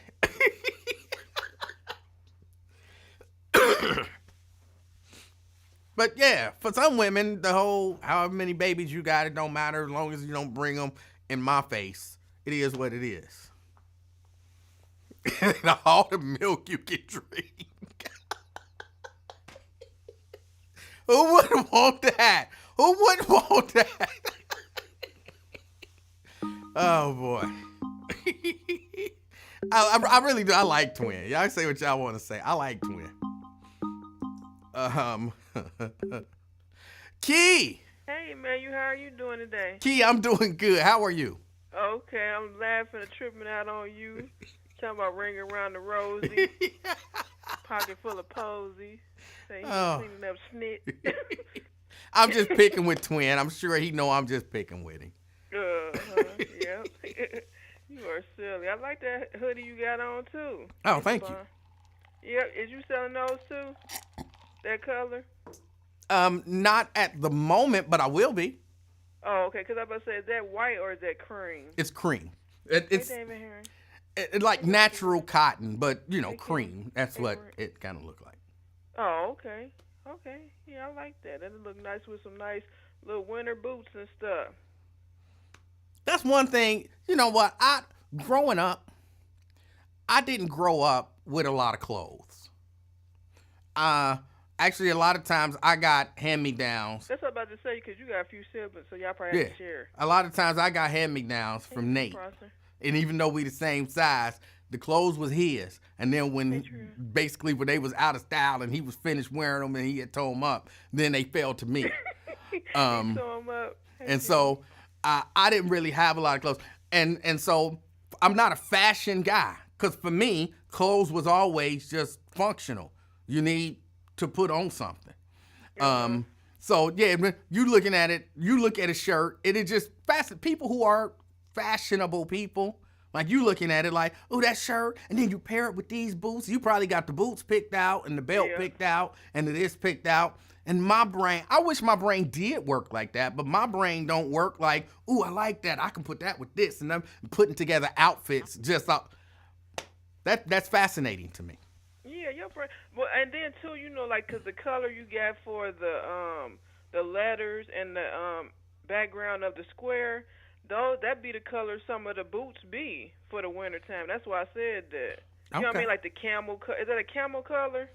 It's or brown. It's that kind of Texas burnt orange looking thing. That's the color of boots.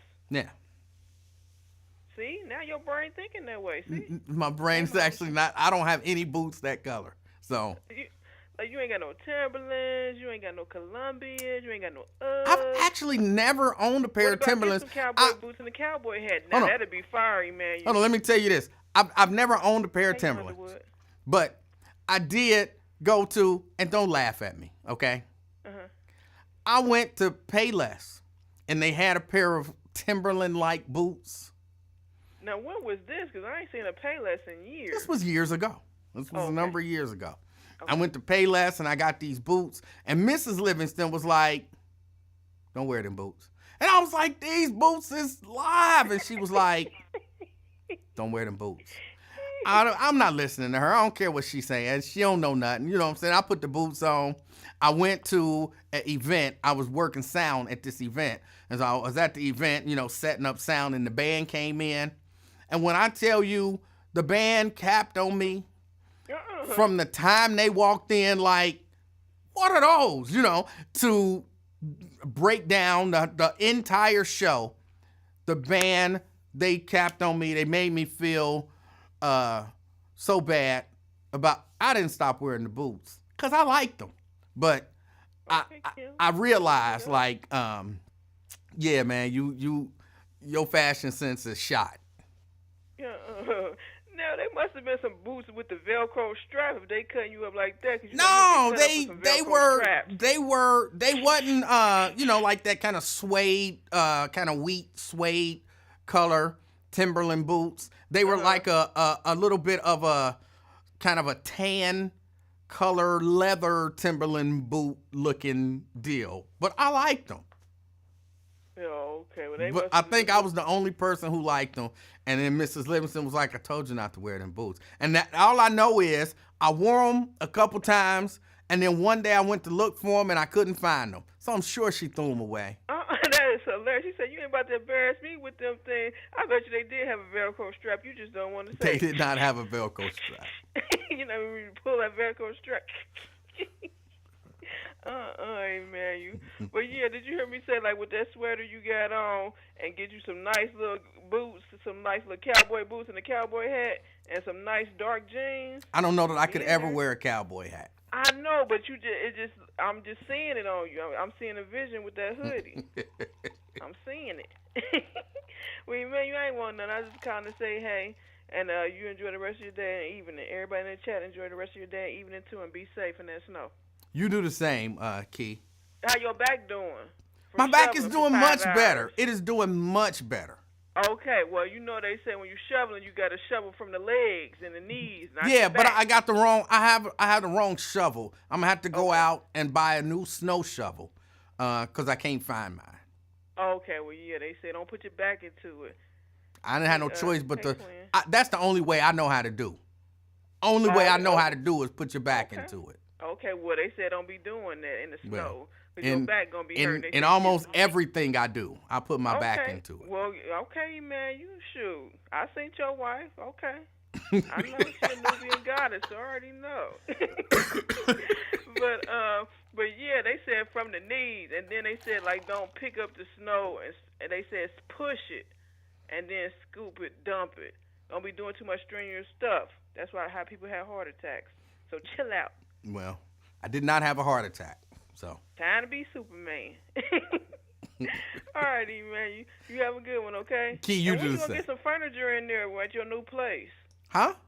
When you gonna get some furniture in your new place? I'm a minimalist. You know what I'm saying? I like okay, it. Yeah, because I see you in there. Look, got the snow in the background in the empty apartment. What's up with that? Oh, I like together, it. Man, you. Oh. All right, you have a good one, okay? Key, you do the same. Okay. Bye. That was Key. Yo Underwood is a hater. He shoveled from the knee. He only 4'3". Why you a hater? Why do the haters come out at 3 o'clock or 3:30-ish? The haters come out at 3:30. I don't understand.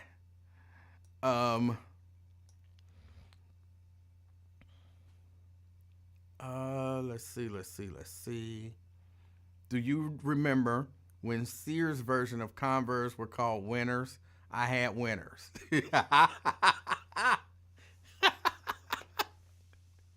Oh, I remember I went to school. I was in, either 7th or 8th grade. I remember it was Schwab. And I wanted some Adidas. And we went to, Mama said she was going to buy me some Adidas. So I was happy.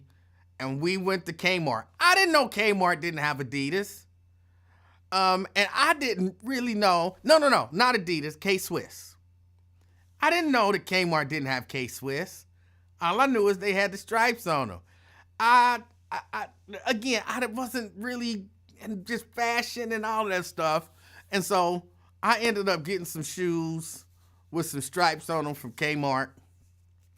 And I don't remember what they was called. But, oh man, they laughed at me so bad. Now, I wore them still. I can't say I like those shoes, but I wore them. But yeah, every day. What was his name? Clifford? I don't remember his last name. But he had like an egghead. Every day, all day in either it was math class. No, it wasn't math class. So it had to be like English. Every day, he would tear my shoes up. He would just sit back the whole time and just tear my shoes up. And initially, I was proud of my shoes. That I got from Kmart, but they definitely was not K-Swiss. They was not K-Swiss. And that was what I wanted. I remember when I got my first check, first thing I did was I went and bought me some K-Swiss. That was my whole check too. But I was like, I'm getting some K-Swiss. Go to school.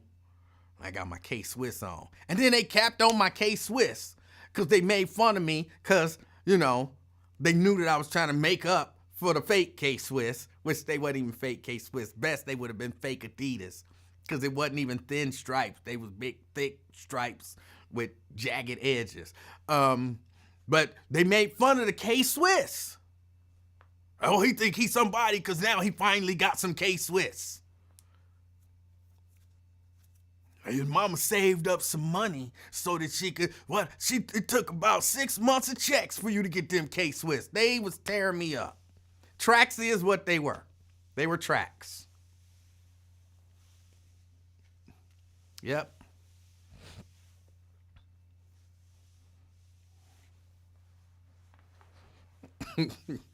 Yeah, they tore me up. They tore me up good. But I've never been again, it used to be summertime. Like in the heat of the summer. All I had was a couple pair of corduroys. So I'm running around in the summertime with corduroys on. They used to cap on me. Oh, you can hear him walking. Zip, zip, zip. It's like, that's not funny. You know what I'm saying? So, yeah, I'm not a fashion guy.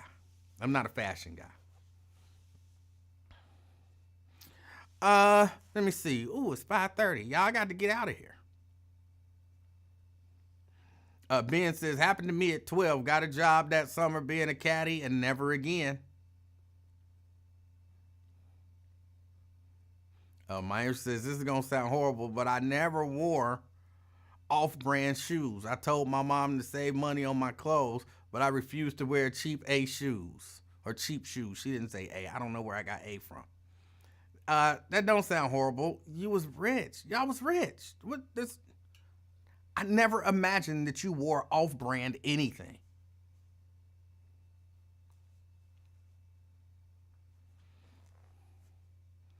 So you can't talk about kids wearing hoodies in 100-degree heat then, E. I don't talk about that. I don't have a problem with it. If they comfortable wearing their hoodie, I'm comfortable wearing their hoodie. Look, when I look at them dudes over in the Arab countries and they wear all of that stuff on their head and it be 180 degrees outside, I'm like, it must be something to it. Cause I don't hear nobody dogging them out like, dang, bro, you got on a whole, you know. So I don't, if them kids want to wear a hoodie and it's 100 degrees, wear your hoodie. Wear your hoodie. James Bond 007. Is this another, well, it ain't nothing misspelled in that. When I see these profiles with no picture and all that kind of stuff, I immediately think Blade. But I had to look for misspellings and stuff. Extra spaces, all that kind of stuff. But James Bond 007 says Black Jethro. Well, okay, yeah, that was me. And at one point, I had like 3 pair of jeans and 3 cut-off shirts. Mayosha actually laughs at me because I have a picture of me at Kings Island, and I got on these black shorts and this cut-off shirt. But back then, wasn't nothing wrong, and I had abs and the whole 9. I was like in the 9th grade. So I didn't mind showing off and you know, dudes did that back then. I think. But at one point, I had either 3 or 4 of those shirts and like 3 or 4 of the same pair of jeans. And I used to wear them. And they was capping on me. I didn't know they was capping on me. And then one day somebody was like, dang, Ian, you ain't got no more clothes? And I was like, what are you talking about? And they was like, you wore that yesterday. And I was like, no, I didn't. And they was like, okay. You wore that yesterday. And I was like, no, I didn't. And it never even dawned on me. This is how dense I was. It never dawned on me. Bro, you like Fred Flintstone. You wearing the exact same outfit every day. You got a whole closet of a whole closet for me, four of them is a whole closet. You got a whole closet of the exact same outfit. So when you go out, they think you wearing the same clothes. And one day they was really hitting me like real hard and, basically calling me dirty. I was a lot of things, but I wasn't dirty. My clothes was always clean. My body was always clean. And I remember going in the house, because we was standing at my back door and they was capping on me. And I went and pulled out all my little shirts, the exact same, and all my jeans, the exact same jeans. And I was like, look, boom. And they was like, this Ian got however many clothes. I can't remember exactly what they said. It was funny. But I was like, oh.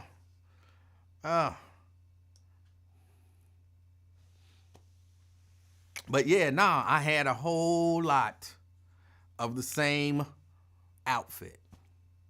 Why didn't Emanuel Livingston get you together? I don't know. He wasn't rocking with me.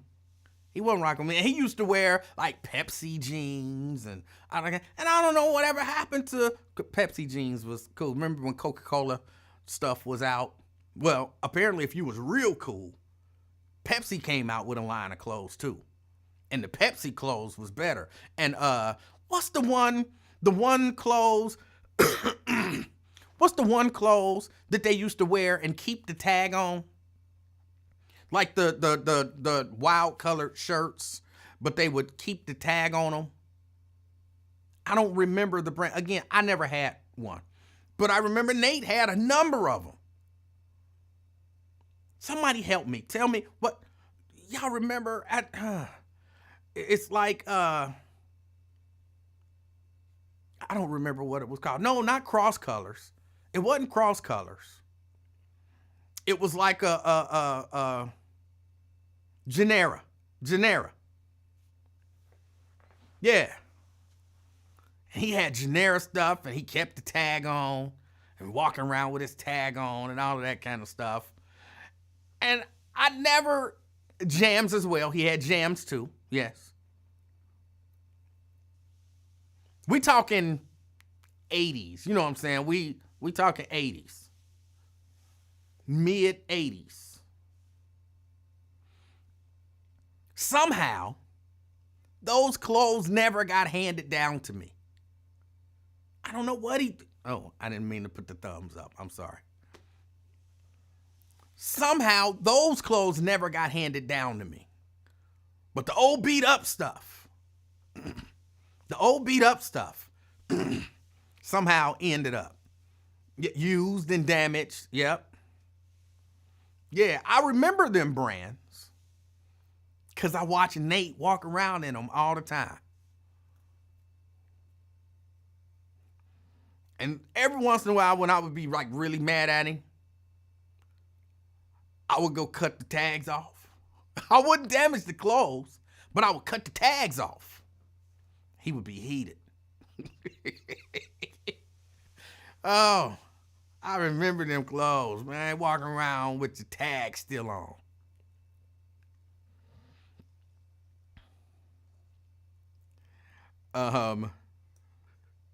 I remember cross colors. I remember Carl Kanai. Kim say Petty. And yeah, I was a hater when I had to be. I was a hater. He wasn't wearing them and returning them, but I don't know what he did with them clothes. I know I never ended up with them.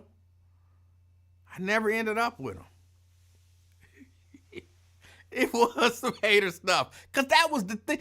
Y'all can back me up if y'all remember this. Because some of these people listen to me like where walking around with your tags on your clothes wasn't never a thing. It was, for real, it was a thing.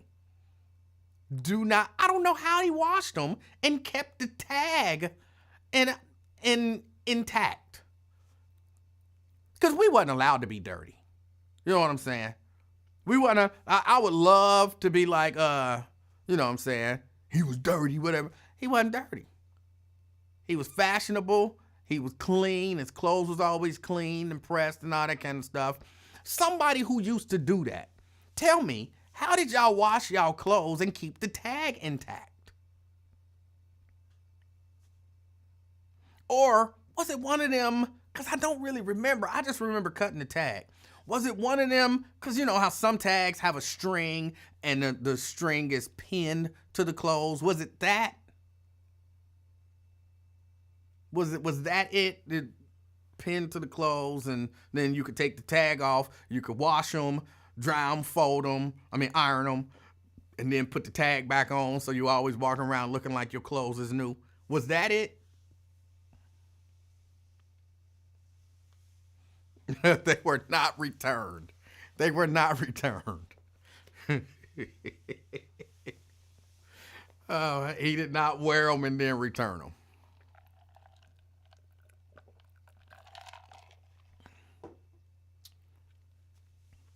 But yep, Genera. Genera was the ones I was thinking about. DeAndre said Genera was pinned to the clothes. Okay. So then he could take the pin off, wash the clothes, and then put the pin back on. Okay. So that makes perfect sense now. I never really thought about it literally until just conversation right now. He always had the tags on. Always had the tags on. And the tag was always crisp.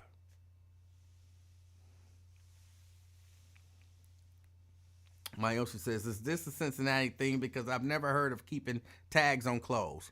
Somebody who was a fashion person back then. Tanika says she never heard of Genera.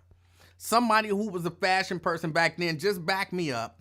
Wasn't there a time when y'all bought certain brands and kept the tags on? Just so she know I'm not making it up.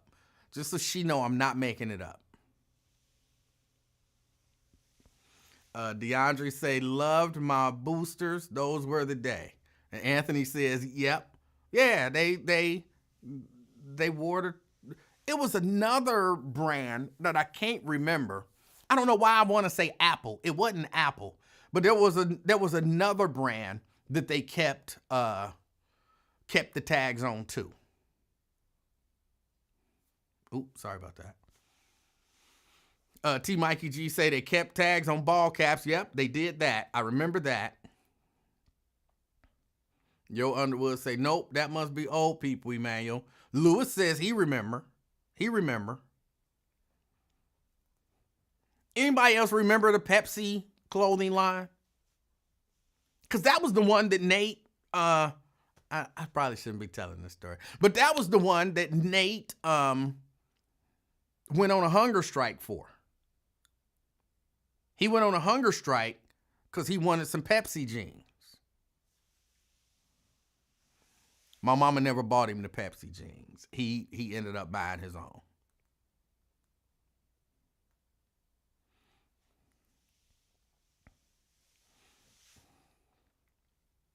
Nat says, I definitely remember Pepsi gear. Okay. David, you don't remember Pepsi gear. Pepsi gear was a thing. It was a thing. Yeah. Dominique say, we kept our tags on to be cool to show we spent money on the cool clothes.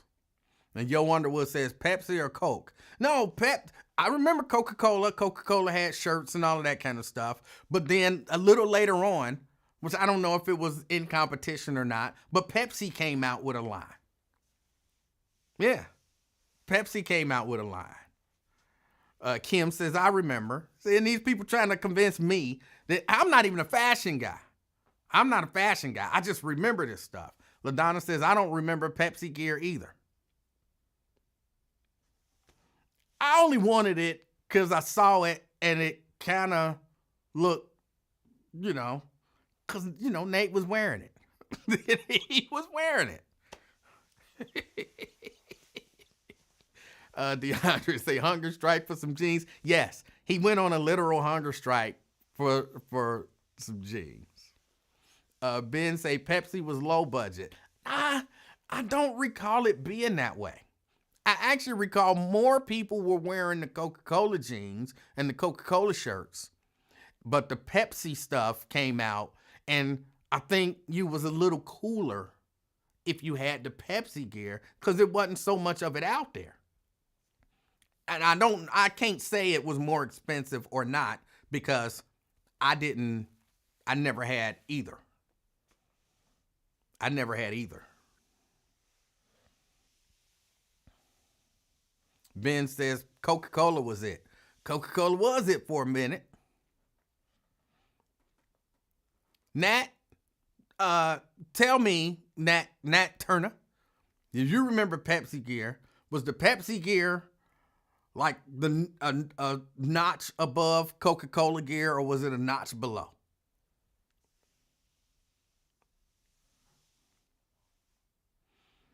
Myosha, she's just flaunting her richness. When Swatch watches came out, I would wear 5 on one wrist because I saw a model do it and thought it was cool. I need to wire my mom some money because she would always indulge my crazy fashion stuff. Well, rich people, you can do that. You can do that if you're rich. Yo Underwood said, I had a coat from Elder Beerman and Swift and Commons. Okay. Janice says, was that Minnie Pearl, country singer, who kept the price tag on her hat? But they didn't keep the price tag. They just kept the I can't remember what it's called. I took a class in a trademark and all of that kind of stuff. And there's an actual name of the tag. But they kept the tag, not the price tag, but the tag for the brand. Like Genera. They had a designed, I'm holding my arm up like this because sometimes it would be hanging off the arm, or they would be hanging off the where did the tag hang? Because it might not have hung off the arm. The person who knew about Genera, where did the tag hang? Yams. That's the brand that I'm thinking about. Yams. I don't know why it just popped into my head like that. Do anybody else remember Yams? A clothing brand, Yams. I know I'm not misremembering this. Jams? Was it Jams or Yams? I don't know why I thought it was Yams, but maybe it was Jams. Which one? What Ben says Yams, DeAndre says Jams. Nat says, I remember Jams. So it was Jams. I got 2 that say Jams, 3 now that say Jams. Okay, so I'm accepting it was Jams. Twin says Yams. See, I don't remember which one it was. Ben is saying Jams. But they used to keep the tags on those too. Okay, Anthony says it's Jams. Okay.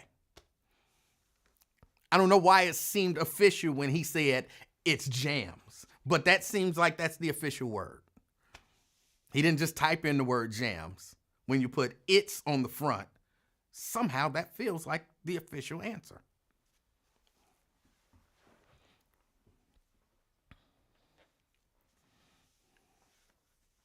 Jams was the flower design summer outfit. That's what I was thinking about. Yes.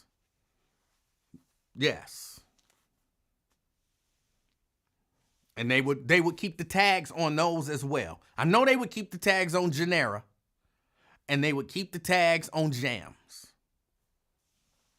And I keep saying they, because I never had any.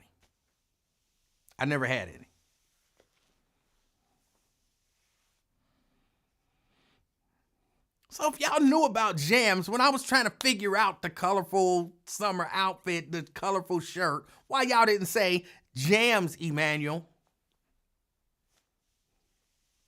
Yes, Bermuda shorts and all of that kind of stuff. Yes. Twone, somebody want to know the Cadillac have a clothing line? My Osha, you was rich and in Chicago. Were they rocking jams in Chicago? Were they rocking jams in Chicago?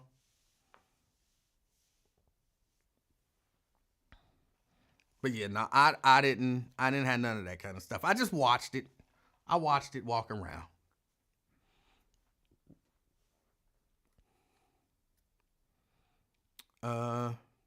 Myosha says, I never heard of jams. Okay. So that means it wasn't a rich people brand. It was, probably just a black people brand. Maybe even regional. And it didn't make it to Chicago. No, people wasn't rocking no jams in the Chi. Okay.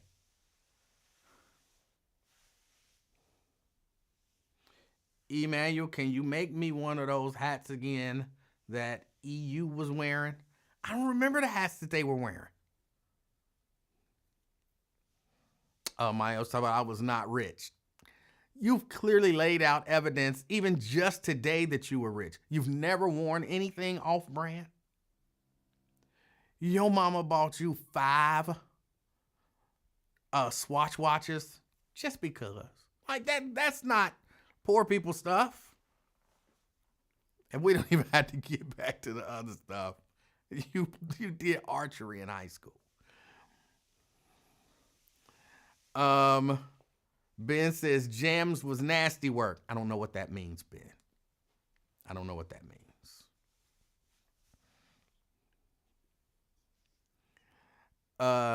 Hold on, Janice. I have to read this. I remember when I crocheted me. Oh, hold on. Jerica asked why I'm reading slow.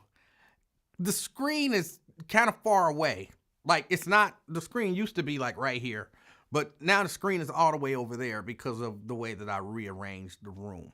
So it's kind of far away. And I'm, 50 something years old. My eyes ain't what they used to be. So Janice says, I remember when I crocheted me and my 3-year-old daughter hot pants and tank tops. I wore my white go-go boots and she had her white high tops. Crocheted pants and tank tops.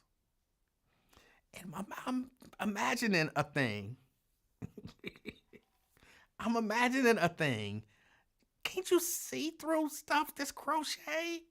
You was out there like that, Janice? Okay. I ain't mad at you. Pat says, I just spoke to Nate regarding Girl Scout cookies. I did ask him how he washed his clothes with the tags. He did say he took the tags off and then put them back on. All right. So Nathaniel was a booster and you was walking around smelling. And we was not allowed to be dirty, bro. We was not allowed to be dirty. Yo Underwood said, them hats was popular. Go back and look at the video when you get time. Okay, I will.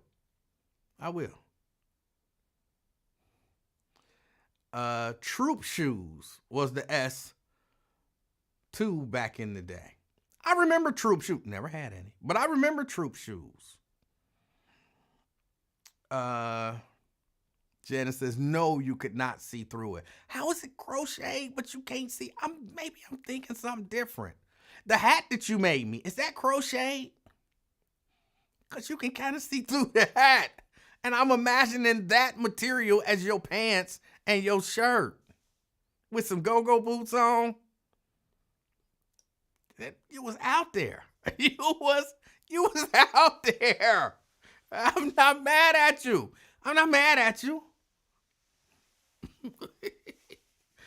Dina says, Lord, jams are still around. I just found the website.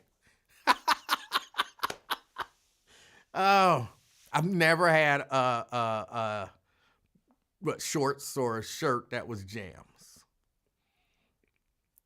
Janice says, yes, there are different stitches. Janice, I'm not sure. I think you was out there. Janice was out there with a knitted little crop top and little shorts with a little go-go boots on. I ain't mad at you, Janice. How old were you when you did this, Janice? How old were you? You was in your 20s. Janice was in her 20s out there killing them. Don't do Auntie. She the one told the story. I didn't make it up. She told us the story. She told us. Daryl going to get him some jams. He talking about his own this spring and summer. Daryl going to get some jams. I ain't mad at you. But no, I need fashion help. I do. I know that. You know what I'm saying? I'm jeans and t-shirt. As long as I'm clean. And that I guess come from back when I was a kid. I didn't have many clothes, and as long as I wasn't always comfortable in my clothes as a kid. So, for me, when I got older, because I was either doing that or they was trying to put me in suits. Pops was a preacher and we had to go to church and all that kind of stuff. And so they was trying to put me in suits. And I never liked suits. They're just always so uncomfortable. So I never liked suits. And I wasn't comfortable in just my regular clothes. So for me, when I got old enough to start buying some clothes, let me find a good pair of jeans that I'm comfortable in and a t-shirt that I'm comfortable in. I might wear a button down. As long as I'm comfortable and I'm clean. Those are like my two main priorities. I'm going to match. You know what I'm saying? I want to match. I know a little something about matching, but I don't know a whole lot about, and take this and you accessorize this and you put this with that and then you got this nice fly outfit. I don't know nothing about all of that.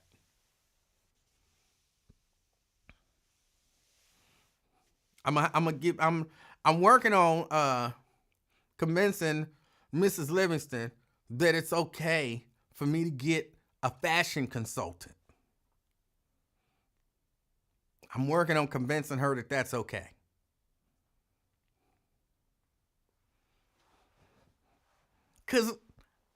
Maybe somebody tell me this.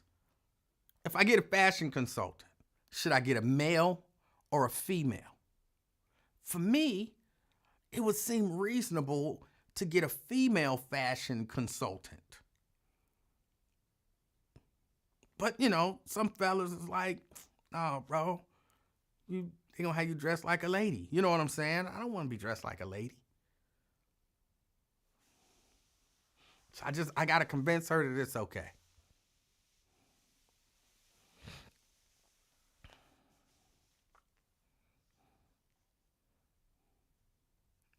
You taught Raven to ride a bike. Let her dress you. Jerica says, and that's where you'll go wrong. So help me.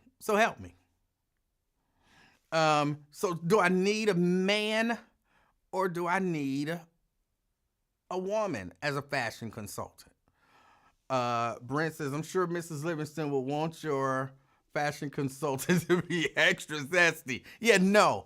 I'm rejecting zesty fashion consultants. No. Not that there's anything wrong with them. They're just not right for me. Ben says, bruh, you should be able to get yourself together. What the H? Again, it ain't one of them. It's not that simple, man. It's not that simple.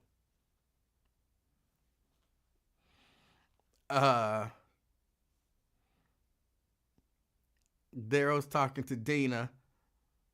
$400 for a flower jam shirt. Prices go up.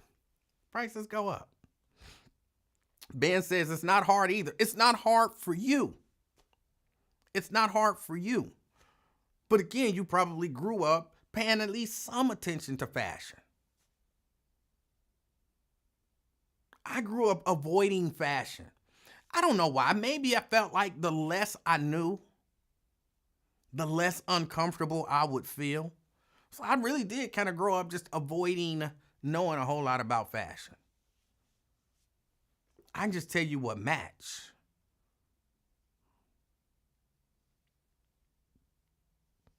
Follow fashion folks on IG. It'll help. I don't have IG. Myosha says, get a man. I am heterosexual. I'm heterosexual. I don't want a man. Nat says, depends on the look you're going for. I just want to be, every once in a while, I want to be fly. Here's mainly why. When I go and perform, that's really, I'm comfortable in my jeans and my t-shirt and my hoodie and my gym shoes, or in this case, I got on some boots and whatever. I'm comfortable with, the way I dress on a regular basis. But when I perform, performance clothes is a little different. And I always feel like I'm not nailing it. I know I'm not nailing it. And so, when I perform, I want to be, I want to be fly. Like I typically avoid attention. It might not seem like it because I got like a whole show, but I avoid attention. You know what I'm saying? I want to be the background. I'm that dude that melts into the background. Like, did you see Emanuel? Is he here? I've been here all day. I didn't even see Emanuel. I don't walk by you 10 times. You just didn't notice me because I'm in the background. I'm quite comfortable with that. But when you on stage, in the fronting a band, no, you need to be, number one, you the one that everybody looking at, and you need to be the one to grab people's attention. So, when I perform, I really want to be able to, no House of Adam. Lincoln took me to the House of Adam once, and I was like, I don't want a peach suit. You know what I'm saying? I don't want a hot pink suit. I don't need a lime green suit. Thank you, but no thank you.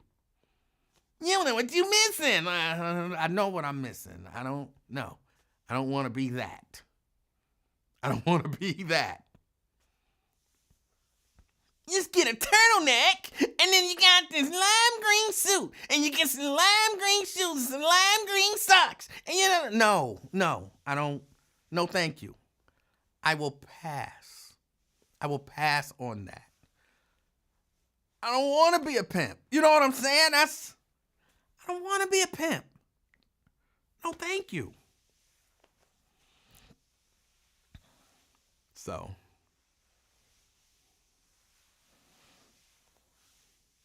Yeah, I couldn't rock with that. I couldn't rock with it. I was like, I'll pass.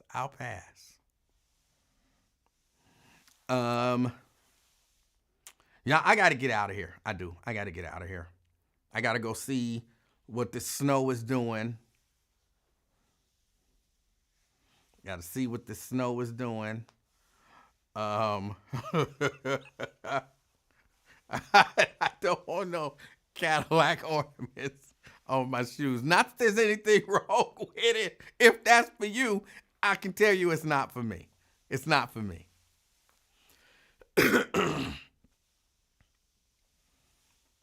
Shahara, will you answer my question now? I see you're here. Will you just answer the daggone question? It's really just a one word. Yes, that's a run. No, that's not a run. Or, I don't know. Will you just answer the question? Myosha say, Mr. Jones is here. Tell Mike Jones I said, what's up? I always like Mike Jones. I've met him a few times, and he always seemed like a good dude to me. So I like the brother. So tell him I said, what's up? And don't make fun of my Kings Island picture. Even though I will admit that if I showed y'all the picture, you could easily believe that I might be gay. But I was not gay. And I never even looked at it like that until I showed it to Myosha. And she laughed for about 25 minutes. And then I think she said something like, you look gay. I was like, what are you talking about? I do not look gay. And then probably about a week later, I looked at it and I was like, okay, I could see how she could say that. I had to find it. I'll show it. I'll have to find it. I think I know where it might be because I think I digitized all of those pictures. So I'll see if I can find it and show it on probably Tuesday because I don't think I'll be here on Monday. Mondays I have other things to do, and if the snow is kind of cleaned up, then I'll be at work doing what I do on Mondays. But I'll see if I can find it. I'm sorry. I thought that was something that you were saying about me, Janice. And I was like, why Janice trying to be funny talking about get her my measurements and she gonna make me a sweater dress. Okay. But she wasn't talking about me. Okay. I was about to let you have it, Janice. No, I'm just playing. I am about to go fire up the leaf blower. They'd be all right. It ain't but 6 o'clock. They'd be all right. If I can find that picture, I will show it. But I was having a good time at Kings Island, and I was fit. I was not a fat kid. I took care of myself and my body and all of that kind of stuff. It was a different time.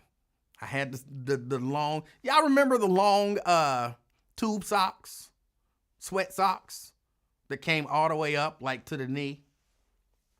And then there was a time when shorter shorts were in.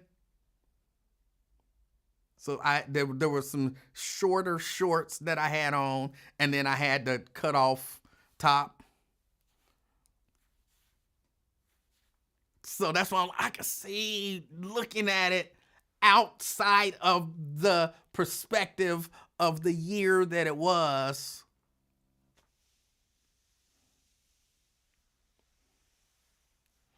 No. They wasn't biker shorts. Biker shorts wasn't out. I mean, I'm sure biker shorts have been out, but biker shorts wasn't out back then. They were some shorts, but not like Richard Simmons. They might have been roughly about that length, but I'll find the picture. I will find the picture and show it. It's not, Anthony, it's not a good visual. It is not a good visual. That's why I said, I just always looked at it from the perspective of, it's me. And I know who I am. And then when she laughed for about 25 minutes, I'm not even kidding. She laughed for about 25 minutes, like hard. It might have even been longer. No, not quite like, I'll have to find the picture and show y'all. But the shorts were short, and I had on the long sweat socks, the shorts that were short, and a cut off top. It had something written on it. It was a black. The shorts were. The socks were white. I think they had some colored stripes on them. I don't remember. Ben, yes, kind of think Carl Weathers and Rocky. Carl Weathers, when he was training Rocky in Rocky, the one where Clubber Lang was in there. Kind of think that look. He had on the cutoff top, he had on the shorts, and he had on the long socks. That's the look. But on a small guy.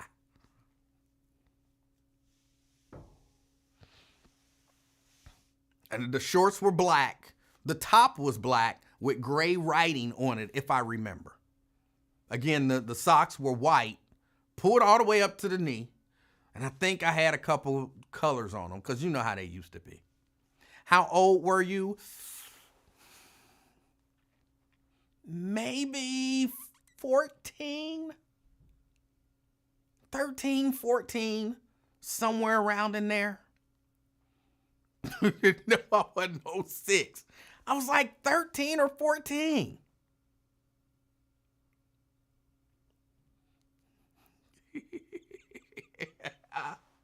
Did I have a high top fade too? I don't think I had a high top fade. I'm pretty sure I didn't. I just had like a regular, I had the same hairline because my hairline is the same as it's been since I was born. But, yeah. Jerica's a hater. Why y'all hating? See, I'm trying to be vulnerable. I'm being all vulnerable and shit. And y'all hating. See, y'all can't be a hater. Y'all can't be a hater. Talk about that outfit sounds like a pedophile's dream. Why? Why are you a hater? Why? Y'all make a brother can't be vulnerable and share with y'all? Oh my goodness. Oh. But I do have to admit when I went back and looked at it with a new perspective, I was like, that kid could be gay. Oh, I remember looking back at it like, yeah, that kid could be gay. Oh, and I was doing some little pose or something. I was like, that kid could easily be hosting Men on Film. The athletic edition. Oh, just thinking about it. Yeah, it is not a great picture.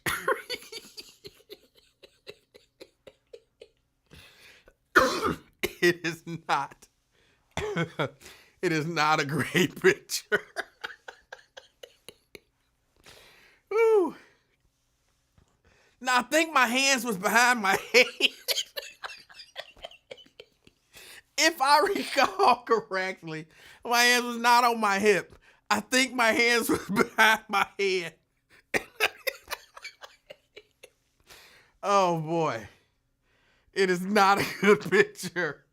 But I'm going to share it. I'm going to find it, and I'm going to share it. I know I digitized it. I just have to find the drive that I digitized it to, and hopefully it still works. But I am going to share it. I am. But I had never thought about it that way. Every time I looked at that picture, which again, I had been looking at it since I was like 13, 12, 13, 14, somewhere in that area. 12, 13, 14, I had been looking at it and never thought anything about it. Never thought anything about it until my Osha laughed at it for so long. And when she was like, you look gay. And I was like, what? Why do you look gay? And in that moment, looking at it, and she is cracking up. And I'm like, look at them abs. You know what I'm saying? That's all I kept saying. Look at them abs. Those are not the abs of a gay boy. Oh boy. That's all I could think. Look at the abs. Look at that boy. That boy is having the time of his life. And like I said, probably about a week later, I looked at it and I was like, oh my God. Woo. Oh, he's ready to host Men on Film's Athletic Edition. Oh boy. It still tickles me. Y'all, I got to get out of here. I do appreciate y'all hanging out with me. Even though y'all are not kind to me at all.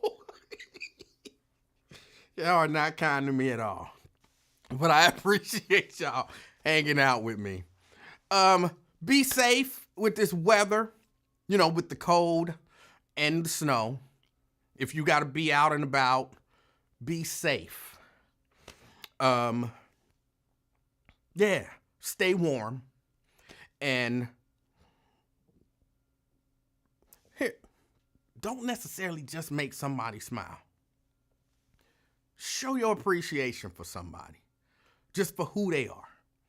Show somebody appreciation for who they are. Like Daryl, and I talked about how he supports and all of that kind of stuff. Just let somebody know that you care, that you notice the good in them, and you appreciate it, and that you care about them. That's what I want you to do. And you got all weekend to do it. You could do it Friday, Saturday, Sunday, or just do it Friday, or just do it Saturday, or just do it Sunday. But sometime this weekend, while you are out and about and enjoying yourself and being safe and staying warm, get in touch with somebody and let them know that you appreciate them, and let them know why you appreciate them. All right? Till next time, I'm out, y'all. Peace.